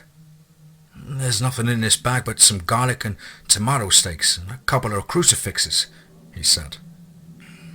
A stake through the heart is very effective against anything, Win, he told me. Yeah, but a sword or a bullet through the heart won't stop him. It'll just make him mad. Just ask George, I replied. George nodded his head and said, Trust me, I put a sword through the heart of the one in Win's basement and it didn't stop him. Jimmy gave us both a disbelieving stare before reaching into the back of his own jalopy and putting out a Louisville Slugger. He said, If you don't mind, I'll stick to what I know. I smiled and told him, Put a steak or two in your jacket pocket then. He started to protest and I said, Just humour me. If I'm wrong then, you won't need them, but if I'm right, then they'll be there. It's better to have them than not need them, than the other way round. He listened to my argument, nodded his head and finally complied, stuffing a steak into each side pocket of his jacket. And for a second there, I thought he was going to be stubborn. And finally, he asked, What about silver bullets? Only work on shapeshifters, Joe said, coming up to the car and giving me a knowing look. I grinned back and said, Not all of those. And finally, I looked over at George and he seemed to realize what I was thinking. He nodded and I turned to the others inside and said, And if you see anything with cat ears and a tail, don't shoot it. You just make me mad." I looked over at Joe and said, "Let's get something cleared up right now. Before you or my friends embarrass yourselves, silver doesn't affect me. I like silver, so don't get any ideas." I pulled back my shirt sleeve to show him the Silverman's bracelet I had on my wrist. Both gave me a strange look and a nod. I could see Joseph's eyes widen just a little in fright as I pretty much cut his ace in the hole out of his sleeve. And finally he looked up and said, "I have a few vials of holy water in my car. Let me grab them." I nodded as I climbed into the car and waited. And George slid into the passenger seat and Jimmy got into the back. A few minutes later, Joseph joined him and closed the door, handing each of us a bottle of the water. I could see him watching me carefully as I took mine. I grinned at him and opened the bottle and sprinkled some of it on my wrist. When nothing happened, he looked at me strangely, and I asked, "What? You want me to take a swig of it?" He shook his head and said, "You really aren't dark breed, are you?" I laughed, shook my own head and started the car. As the engine roared to life, I said, "No, I'm not whatever this dark breed is. Now can we get down to a serious job and get in a vampire that attacked my friends?" I handed the bottle back to him. "You keep it," he told me. I shrugged and lay it in the car seat beside me. I didn't have a use for it, but it might come in handy for one of the others. A trip to the docks didn't take long. We picked up a spot off the main road where we could see cars passing, but not easily seen ourselves, and waited and watched. It was a long and mostly silent vigil, where each of us lost in our own thoughts. I knew my comrades were psyching themselves up for what was to come. Me, I was pretty calm. Yes, vampires in great numbers could be a danger to me, but most of these were going to be damned vampires at the very outside best, if not Kinta or even Neos. And I don't think any of them were very old. Plus, there was the fact that this was what Freya had created me to do. And sometimes I wondered what it felt like not to have that calming sense of, this is what I do. What it was like to be uncertain in the world and not instinctively know your job. After about 3 hours of waiting, I turned to George and said, "You think he's probably there by now?" I saw him flinch at my breaking the silence. He grinned sheepishly at me and said softly, "If he's not there by now, I don't think he's going to be coming in." I nodded and started the engine and pulled out onto the road leading towards the docks. I was surprised at how easily we passed through to get to the fuel dump, but then realized that in the late 20s, people didn't yet fear terrorism. We drove around for about 10 minutes until George pointed to where there were several stevedores loading boxes onto the fishing boat. "There he is," he said. I looked over and realized that he wasn't much warmer than a cold January air. "You sure that's the one?" I asked. He nodded and said, "I remember the scar over his left eye." I looked at him and then back at George. "You got good eyes." He just grinned and said, "I eat a lot of carrots." I parked the car as we piled out. I looked at Jimmy and tossed him the keys. "I want you to stay with the car and keep the motor running. We may have to make a fast break out of here." He started to argue, but then realized that somebody really did have to stay with the car. "Okay," he said quietly. "Good man," I said. And we headed off towards the boat that was being loaded. I looked around and realized that he wasn't the only vampire here. I could literally feel that the boat was crawling with them. I stopped both George and Joe. "He's not alone." Before either could reply, the guy George had pointed out stood up and said, "No, I'm not." He turned to face us and then hopped down from the gunwale and started walking towards us. It was at this point that I saw several other large forms begin to step from the shadows, their body language making it clear they meant violence. "I am curious to know how you knew that, though. Miss West is very confused by the fact that she sent 2 people to kill you, and none of them have come back." I smiled at him and told him, "You know what they say, ashes to ashes, dust to dust. I guess you and your friends are going to join them." Not gonna happen, boy. We got you outnumbered. We're not gonna kill you. He looked over at Joe and George and added, well, not all of you at least. We're just gonna tenderize you a bit before taking you to join your friends. My friends? I asked coolly. He nodded and said, that tasty little scrapper I hid last night, his girlfriend, and that tall kid. Miss West has him at her place waiting on you. I looked at my friends and said, remember what I said about ears and the tail? Turning back to him, I started letting the tiger come out to the front. You just made a fatal error.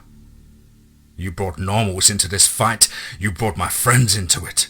Now you meet the final death. I flicked my wrist and felt the small charm fall into my hands. Vaxa! I growled. I felt the great axe grow in my hand and the vampire stepped back. There is a certain psychological advantage of approaching someone swinging an axe. On a gut level, it's more intimidating than even a sword. Eldrir! I growled again, and it burst into flames. And with this, all of the vampires stopped their advance. The big man began to circle me as his men spread out, obviously giving us both plenty of room. I heard a gun bark in the night, and felt something slam into my shoulder. I grinned at him and taunted. What? You willing to lap it up off the ground like a dog instead of trying to drink from the spigot? He stopped watching to see how I reacted to the gunshot. Finally realizing that he was not smelling blood, he asked in a low, gravelly voice, what are you?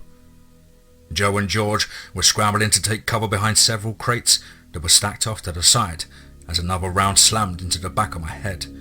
Reaching up, I brushed the bullet from my hair, growled, and popped a claw. Drawing it across my forearm, I collected the blood I needed and cut the runes into the air.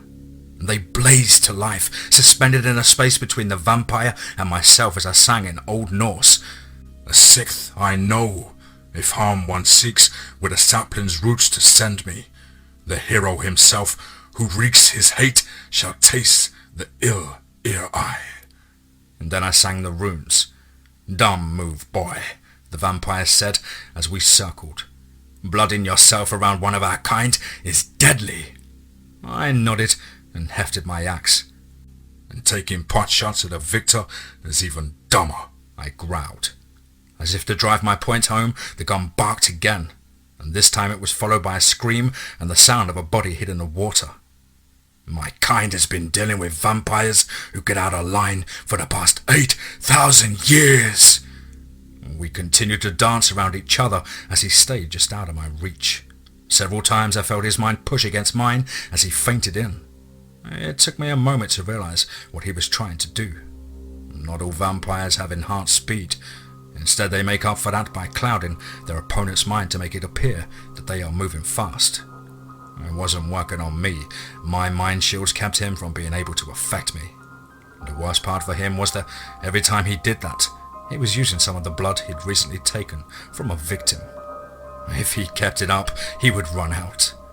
I waited until I felt his mind push against mine, and then, as he tried to dart in, I quickly stepped forward to meet him with a low swing of the axe. Ka-thunk!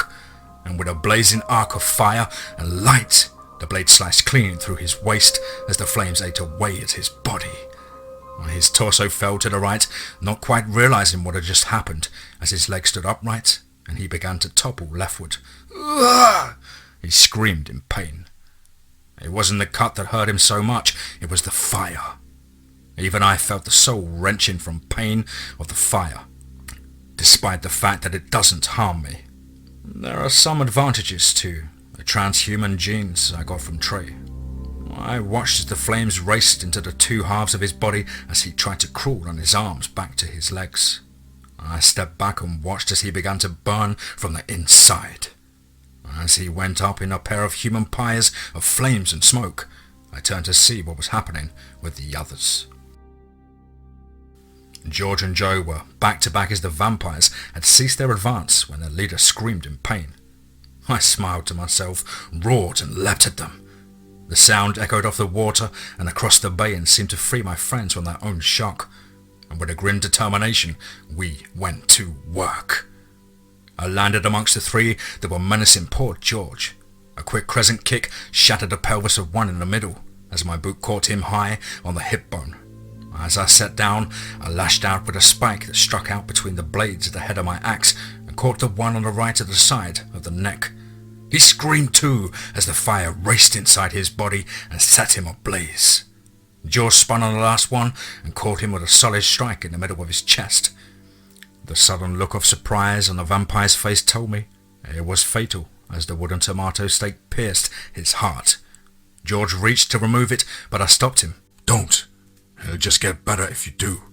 And with a flick of my wrist, I sent the vamp's head spinning into the black water of the Potomac. "That's better," I said as the body began to burn before my eyes. I then brought the axe around to where the one with the broken pelvis was trying to get up. Again, the axe arched out and the head rolled from its shoulders. I watched in fascination as the body and the head were engulfed in flames.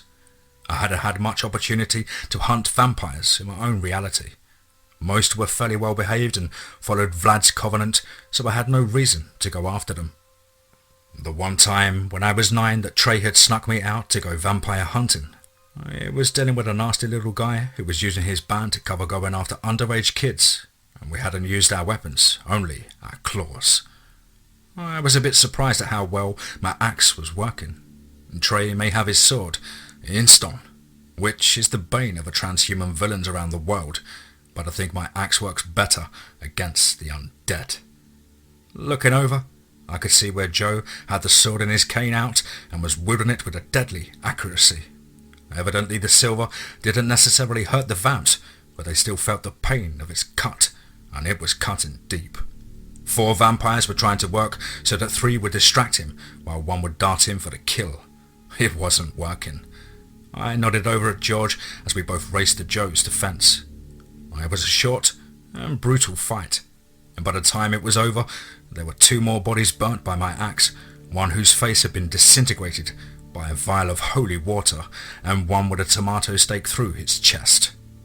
When I casually finished the last 2 off with my axe, no need to leave the bodies around to be found, and then heard the sounds of a struggling coming from the direction of the car. "Jimmy!" I said, taken off between rows of tall crates. I could kick myself for leaving him there. As I skidded around the corner, I saw one vampire holding his face as smoke and steam was rising from between his fingers and around his throat. Another was warily circling Jimmy, who had the busted handle of the Louisville Slugger in one hand and a half a bottle of holy water in the other. I took off towards the one menacing the dark-haired young man and roared again into the night. As I leapt, the vampire turned to see me charging. A sudden look of surprise followed by a chagrin flashed across his face as he looked down to see the handle of the bat sticking from his chest. Jimmy struck with lightning speed and precision, driving the sharp end of the broken bat home. The vampire collapsed as I tucked and rolled when I hit the ground. I came up with 2 quick sweeps of the axe, relieved the last 2 of the burden of their heads. "What the hell are you?" Jimmy demanded as he backed away from me slightly. "Stod for Brenner," I said in Old Norse as I watched the fire die from my axe. When it was completely out, I said, "Gira sma," and felt it shrink back to my wrist as a charm.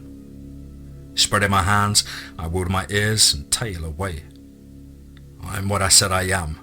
I'm a friend here to protect you and our friends." I think he was trying to ignore what had just happened. He nodded as George came running around the corner at full speed. In the distance I could see Joe hobbling along on his bad leg. Jimmy looked over to him and asked, "Did you get the guy who attacked Eddie?" George nodded and said, "Yeah, but we got another problem. He said that Lucy has Eddie darting Long John." I watched as Jimmy's eyes grew big. "Where?" "Evidently at her place," I said. "What are we gonna do?" he asked. "We are gonna go get our friends back and have it out with Lucy," I told him grimly. For the whole trip out to Lucy's, both Joe and Jimmy kept giving me wary looks. I could smell the fear and surprise out of both of them. And finally, I sighed and said, I'm not going to hurt you. I'm here to help. I thought you said you weren't a shifter, Joe asked as I pulled out onto the road. I said that silver wouldn't affect me. I'm not a traditional shifter. I have complete control of what I am and what I do in whichever form I take, I told them. Is that why you and George were able to escape from Lucy's that first night? Jimmy asked. I nodded and said, yeah, cats can see very well at night. I was able to guide us through the woods until we were attacked by one of her freshly made vampires. I defended us, killed him, and we came home. Why didn't you tell us, George? Jimmy asked. Because it wasn't my secret to tell, the other boy said. We all have our secrets, and I feel it was best to leave them like they are unless one of us wants to tell them. You might be surprised, Jimmy, he said. You might be surprised, but none of them affect anybody else, so they're nobody's business. How'd you come to know him? Jimmy asked. George shrugged in the darkness and said, I don't know. I guess people trust me to tell things to. What's your concern, Joe? I asked, more worried about my friend's safety than my own. And through the rearview mirror, I could see his face deep in thought. I am concerned that I may have hooked up with a dark breed, he finally said. I shook my head and said, I don't know what a dark breed is. I know that I am not evil, if that's what you're thinking. I just serve a different force for good than you do, if that makes any sense. The Order teaches that even the disciplines that it operates learn in order to defeat the dark breed are tainted, he said. Well, the Order is wrong, George said with a surprising conviction. I've seen Wynn in a fight, and he's not one of the bad guys. He goes out of his way to make sure that innocent people don't get hurt. You've seen the evidence with your own eyes. Holy water doesn't hurt me, and neither did anything your friend threw at me in Washington, I told him. What's it gonna take? Me? Joe asked. Not much, really. The Order, however, is a different story. Some of its members are rather rabid about the dark breed. Exactly what is the dark breed? Jimmy asked. Anybody touched by a wielding of the power of evil, Satan, witchcraft, magic, or any number of dark forces, he said. I am not allied with your god or evil, I told him. My lady is far from evil.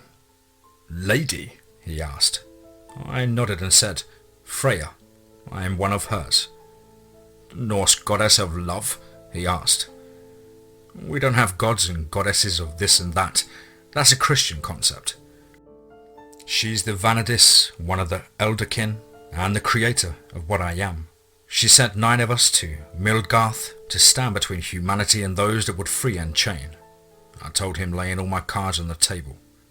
She's also the keeper of cats and the first chooser of the battle slain. I am only evil in the eyes of the church because I'm not Christian. But if you ask me, the argument could be turned around if I wanted. The church is evil because it's not Nordic. I shook my head and said, well, we don't believe in that kind of garbage. That was rather harsh, don't you think, Wynn? George said. I could tell that I ruffled a few feathers with that last remark. I shook my head and said, I don't mean to be harsh, but I'm just dealing in reality. As far as I'm concerned, each and every person is welcome to believe in whatever deity they wish or none at all. But their right to believe as they want ends at my front yard. And they can cajole me, and they can argue with me, and they can simply live their lives as they see fit. But when they start coming at me with guns and bombs and swords, or worse, the power of the government to make me convert, then we're going to fight. If the Recondite Order wants to come after me because I don't fit into their nice, neat little box of good and evil, I'll be happy to send them into the arms of their god and let him explain it to them. I don't disagree with you, Wynn. I'm just concerned about how they may see you. Some of them are rather rabid, especially the monks they send out on these kinds of missions, Joe told us. Sometimes they are willing to write off innocents who get hurt in their war. I shook my head and said, I don't do that, and I won't allow them to do it while I'm around, I said.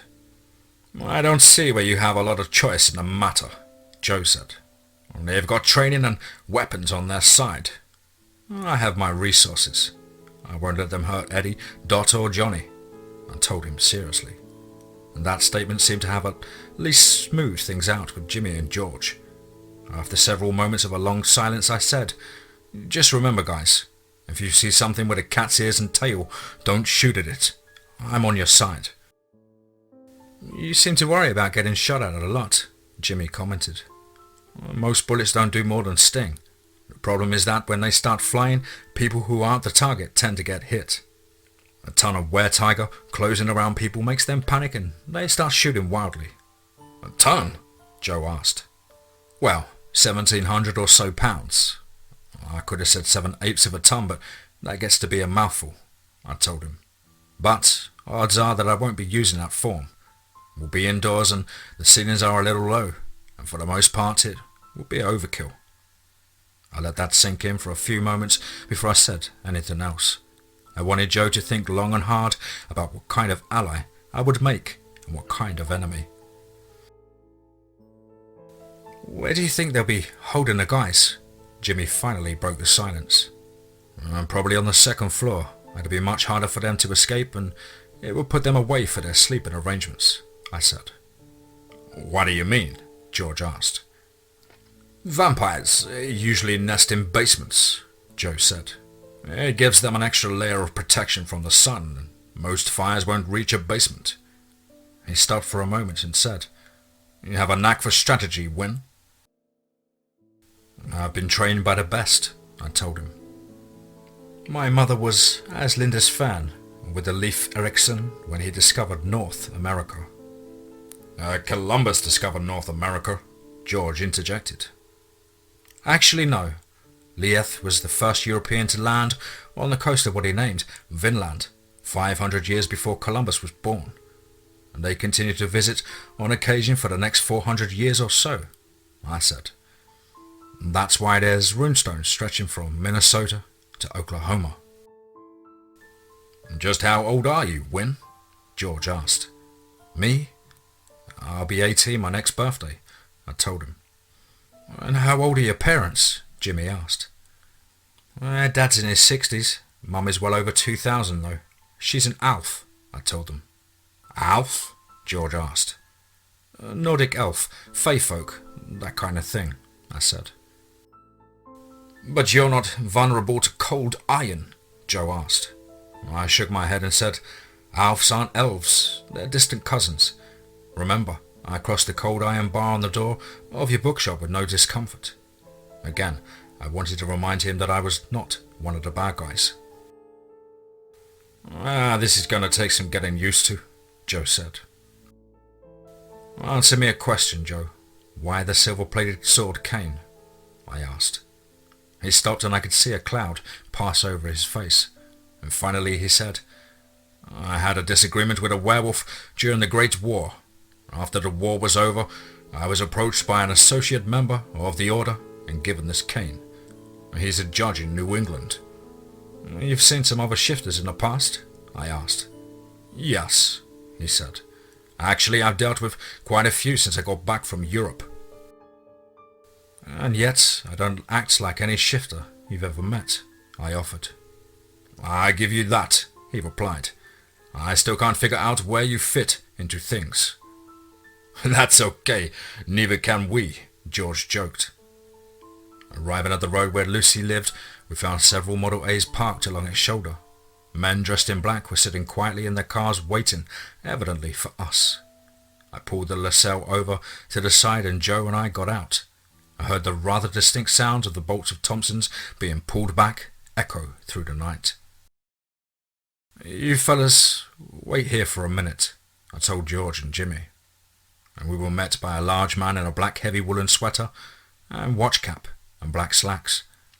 He was also wearing a heavy leather choker with little silver crosses all over it. It reminded me of the leather protectors the Marines used to wear as proof against garrotes. He looked first at me and I could see the scowl on his face, but was surprised when Joe got the same look. "Martin said this was your operation. What's this about hostages?" "They're holding 3 of my friends as bait," I told him. I intend to get them back. Why don't you stand back and watch, boy? You could get hurt dealing with the dark breed, he told me. He goes, and I go as well, Joe said. The two men locked eyes and I could see a battle of wills taking place, and finally the man looked away and Joe just smiled. I'm in charge here, Leon. Unless the kids have been turned, instruct your men that this is a rescue operation. Understood, Leon said. Good. Now I know you don't like that, but here's something you're going to like even less. If it's got cat ears and a tail, you don't shoot it. You understand? I'm not going to let a dark breed walk away, he said. It's not a dark breed, he told him. It's an ally. We don't make allies with the dark breed, Leon replied. It's not a dark breed, Joe reiterated. If it is not human, it's dark breed, Leon said. And if it's dark breed, it dies. I put a hand on Joe's shoulder and asked, Leon, do you want to keep your man alive? That's the plan, boy, he said, looking at me with disdain. Then don't shoot at anything with cat's ears and a tail. If you do, you won't hurt it. Even with your silver rounds, you'll just make it angry. If you heard my friends trying to kill it, I promise you that none of your men will walk away from this alive. I told him pure and simple. I don't take orders from boys, he said. I looked him up and down and finally said, Okay, you've been warned. I turned to Joe and said, I don't work well with stupid, and there are consequences to actions. They heard my friends, and the gloves are off. To be honest, I'm starting to wonder if I made the right decision bringing you and your friends in on this fight. It seems to me that your guys need a touch of professionalism. Joe just nodded as I walked off and found Jimmy and George getting out of the car, and they were being watched closely by several men dressed in the same way as Leon. I looked at Jimmy and George and asked, What's the chance you guys leaving this to me and going back and waiting at my place? None, George said. That's Eddie, Long John and Dot in there. We aren't leaving them to die, or worse. I nodded my head and reached behind the back seat of the LaSalle and pulled out the Thompson and a Colt 1911. These are loaded. Shoot for the head. A 45 round may not kill a vampire, but it'll blow their brain case away, and it'll take them a while to recover. It'll give us a chance to get our friends out of there and disappear. Both boys nodded. George took the Colt and I raised an eyebrow at that. Jimmy's dad had a Thompson. He knows how to use it. I raised the other eyebrow and smiled. I'm going in ahead of everyone. You guys keep close to Joe. How do you plan to get in? They asked. I smiled again and slipped into the bushes. The same way I got my bag from the bushes last time. And then with a wink of an eye, I shifted down to my house cat form, and with a flick of my tail, I disappeared into the brush.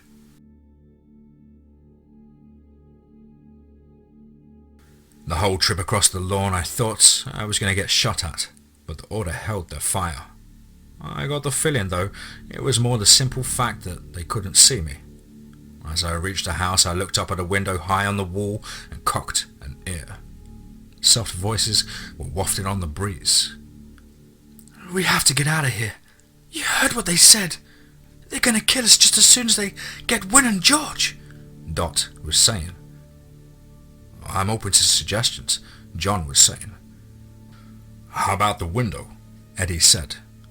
I suddenly saw a flash of his face reflected in it. We're 3 stories up. The drop would kill us, John said. We could use the bedsheets as rope, Eddie suggested. Not long enough, and it would still leave one of us up here by themselves. We don't split up, Dot replied. Smart girl. Splitting the party is one of the dumbest things you can do at times like this. It lets the bad guys pick you off one by one. I went to the front porch and heard a low growl of the dog there. I locked eyes with him and growled again. I flowed up into my tiger form and watched him cower back. Then switching to my human form, I looked around and saw the startled expressions of the monks as they closed with the house. In the back I could see Joe and the others picking their way across the lawn. It was just a matter of time before someone inside saw them. Stepping back, I kicked the door in, and with the sound of splintering wood, it went flying halfway up the stairs. The twin roars of 2 shotgun blasts caught me full in the chest and stomach. I looked down at the tattered remains of my shirt before grinning over at the vampire holding the gun. I leapt at him, letting my body flow into its natural form, and with one hand I swept the gun away from him as I grabbed him around the throat, and with the other I bore him to the ground. As I straddled his chest, I grabbed the gun by the stock and drove the barrel, and then the forestock clean through his heart and into the floor below. Suddenly the room exploded with the sound of automatic 45 rounds. I felt them pepper across my skin and dig huge holes into the wooden walls of the building. So much for the order working with us. I leapt almost straight up to the second floor balcony that overlooked the main room. Landing there, I scrambled over the railing and looked down the hall. And at the end closest to me, 3 vampires were pouring out at the nearest door on the right. At the far end there was a closed door where I heard a thud of something against it. It was time to take off the kid gloves. I flicked my wrist and said, "Vaxa!" and the axe began to grow in my hand. I looked around and decided a fire would be a bad idea in a wooden building. I swung the huge blade a couple of times and watched the vampires begin to slow, then crowd up and finally backpedal as I advanced on them with the axe. Like I said, there's a certain psychological advantage to coming at someone with an axe, even more than a sword. It screams, this is gonna hurt. A lot. In the tight quarters, I couldn't swing it with all my strength, and so my first swing was not what I would have liked. One of the vampires lunged in behind my swing, trying to bite at my throat. I guess nobody had yet taught him to first subdue his prey, and then bite. I had butted him hard across the bridge of his nose, and felt the bone and cartilage break under the force of my blow. Evidently those nerves were still working quite well, because he collapsed to the ground, holding his face in both hands. "He's one man, we are 3, the guy in the back yelled at me as he launched across the room, at the back of the middleman forcing the unfortunate vampire's face downwards. With a smile, I spun the axe with my wrist and brought its blade up and under the chin of the man who was bent over. Thunk! His head rolled to the floor and shattered into a dusty pile. As the man collapsed into a pile of dust, Mr. We Are 3 stumbled forward onto the pike at the end of the axe. Suddenly, a startled look came across his face. I grinned wickedly and said, "Eldrir!" I watched as the blade blazed to life, and the flame engulfed him from the inside. As soon as I was sure he was good and destroyed with, I whispered, "Stodva Brenner." The fire on the blade died away, and I looked around. I could hear more men come rushing through the front door, and again the sound of automatic weapon fire. Several rounds stitched neat holes through the hip of my slacks, up across my back and then along the wall to my left. I heard a thunk, and then a thud. Looking back down, I saw one of the Order's operatives lying on the floor, and George was picking up the Tommy gun the guy had dropped. He had what looked like an old-fashioned yard cop's leather sap in his hand, and as he picked up the gun, he smiled at me. I heard the sound of a struggle on the other side of the door at the end of the hall, and headed in that direction. I decided it would be best not to freak my friends if it was them, and so I shifted back to my human form as I reached the door. I was locked. I put my strength into it and yanked hard. The whole frame came out of the wall as I realized that it had been nailed shut. As I swung the door out and to the side, I was suddenly hit high, low and in the middle. I went down in a tangle of bodies as Eddie, Long John and Dot all tried to pummel me into submission with chair legs. When I finally got a handle on things, I swept Dot off me as she straddled my waist and was trying to drive the sharp end of the chair leg through my chest. "It's me, guys!" I yelled. "Win?" Dot asked as she scrambled towards me, holding the stake point first outward towards me, and there was an almost feral look in her eyes. "Yeah, Win," I said. "And they said they were going to kill you guys," Eddie said, rolling off my shoulders. "And they tried. I brought George and Jimmy and the cavalry. I told them. Huh? John asked. I guess in 1928 the tradition of cavalry coming over the hill to save the day hadn't quite made it into popular culture yet. I brought help, I said as the wall behind us was suddenly stitched with silver .45 rounds. And that was it. I was tired of this crap. These guys were bound and determined to get me and my friends killed. I looked over at Dot, Johnny, Eddie and asked, "Are there any more up here?" And they shrugged their shoulders and Dot said, "We don't know." Slipping further down the hall, we checked each room, under the beds and even the closets. Nobody was there. All the while there were sounds of gunfire and fighting in the floors below us. I turned to them and said, "Okay, I'm going to go down and deal with our trigger-happy helpers. You guys keep your eyes peeled. As soon as it's clear, come on down." "What about you? Are they going to shoot at you?" Johnny asked. I turned and nodded, saying, "I certainly hope so." In a single bound, I made it to the end of the hall, where there were several of Leon's men charging up the stairs with their guns pointed at me. I began to shift into my tiger form and roared into the night, and then hit them full force. There's something about the frequency of a tiger roar. It can literally stun any creature. They weren't prepared, and so I hit them flat-footed. I heard the sounds of breaking bones as we tumbled down the first landing, where the stairs turned to the left. As we landed, I shifted back up into my natural form and grabbed two of the men. None too gentle, I tossed them back downstairs and through the wall separating the main room from what was evidently the kitchen. There was a thunderous crash as I reached down for the other two at my feet. I heard the sounds of new drum magazines clicking into place on the Thompsons. "Put 'em down," Leon growled at me. "I don't know what kind of shifter you are, but I'm betting that I can pump enough silver into you to take you down." I looked down and saw 5 men facing me with machine guns. Behind them, 4 more were holding a struggling Jimmy and George. I shook my head and said, "You'd lose." Still holding the 2 men in the air, their feet dangling a good 1.5 feet off the floor. I made my way down the stairs. "Go ahead, shoot me.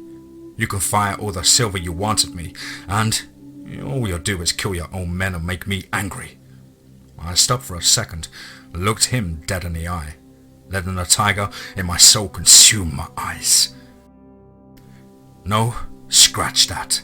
I'm already angry. You just make me angrier," I growled. There was a dripping sound and a pungent odor that suddenly filled the air. I looked over to see where one of the men I was holding had lost control of his bodily functions. I grinned. One of the men must have been really nervous. And suddenly one of the Thompsons barked at me, and 3 bullets tore into my chest, and 2 more tore through the man who'd soiled himself. Leon screamed, "No!" But the others were panicky, and suddenly unloaded their weapons on me and the men I was holding. I could feel the bullets slam into me, and one caught me high in the forehead. Well, that one hurt. I tossed the men that I was holding down the stairs and leapt. I hit the floor in front of the attackers, lashed out towards one of the guns. Grabbing it by the barrel, I used it as a club. 2 more men fell with one blow of the Thompson's butt caught the first one across the jaw and the second one upside the head. I casually sidekicked one whose gun I'd grabbed in the sternum and sent him through the exterior wall. I wasn't in the mood to be gentle. Like bee stings, I lashed out with both hands towards the guns. They let go and broke and run. "This is not what I signed up for. Let's get out of here, Jerry," the lead man said. As the second followed him, bolting for the busted door, he replied, "Sure thing, Joe. Back to writing for the funny papers." I looked over to see how Joe and George and Jimmy were. The 4 holding my friends had let go and were holding their hands over their heads and backing away. Joe had a Colt 1911 trained on them.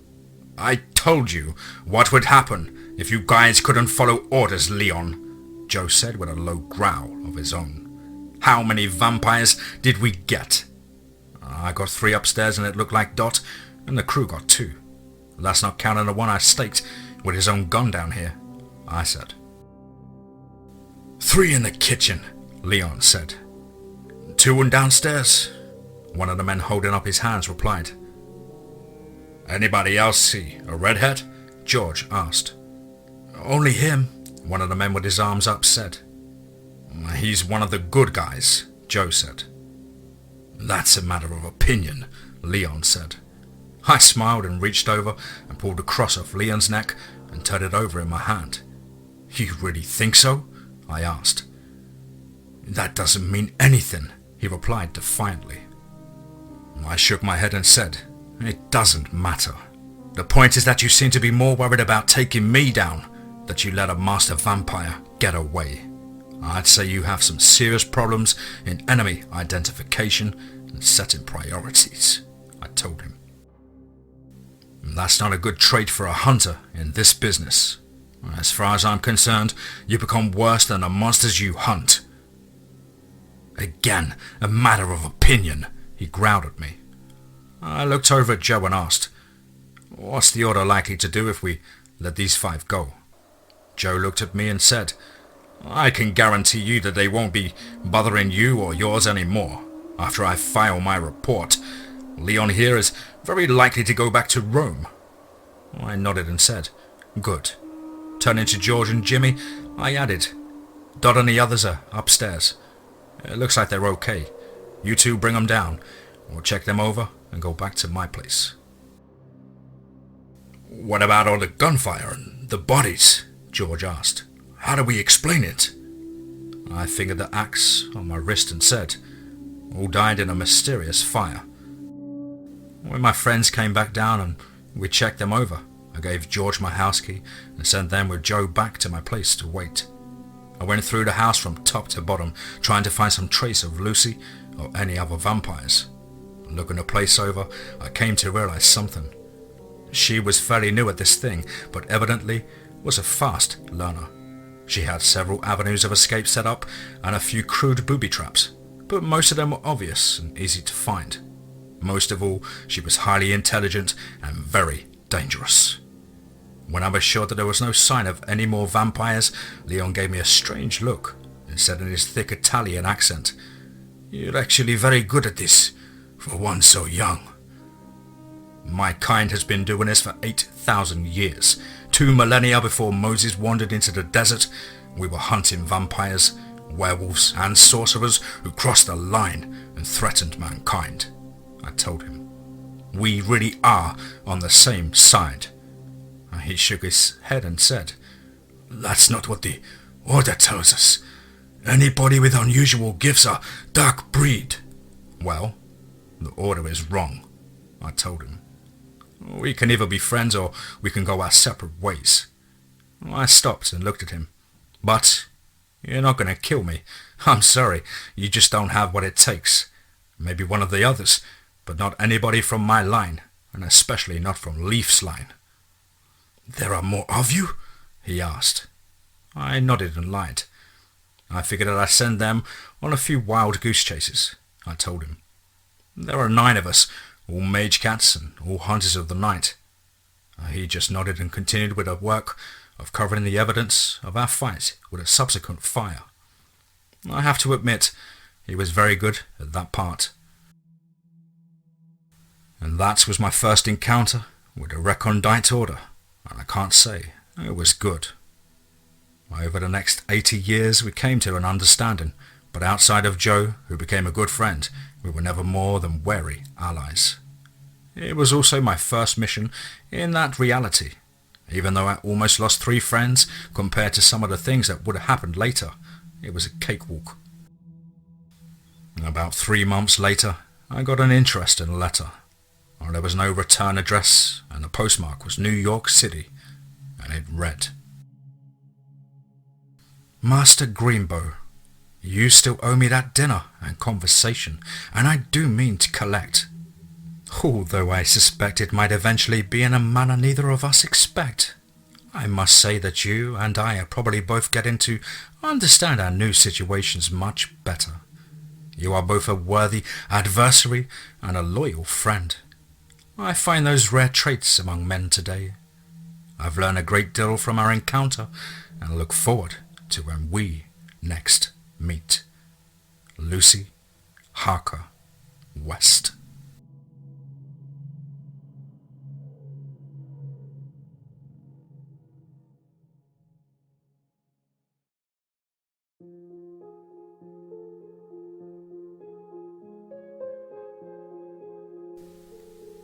Wow, wow, wow, wow.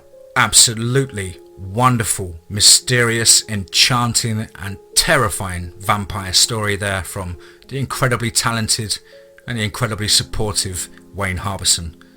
Guys and girls, as ever, I hope you enjoyed this one as much as us, and please do take a second to check the link to Wayne's incredible Amazon store, where you can further support Wayne on his endeavours and adventures, and also purchase the Hunters Hunted series that I covered, and also the Shadows over Mobile Bay series that I covered as well. As ever though, please do let us know what you thought down below in the comments box. Please do like and share. It really does help build the channel and our community further. And why not hashtag TeamFEAR. As ever guys, a huge thank you for all the kind words of support, the likes, the emails, the shares, the tweets. Sometimes it's very overwhelming, and it's truly heartwarming to see such nice feedback and such nice warm comments and goodwill towards me and my family, and of course my associates that bring this magic to the channel week in, week out. I feel it's been a dark start to the year guys, but one thing is for sure, it's human nature. Where there is dark times, there is light at the end of the dark times, and we will all see good times ahead, I'm sure, by the end of this year. As ever, I hope you're all well and happy, but above all, remember, be safe, not sorry.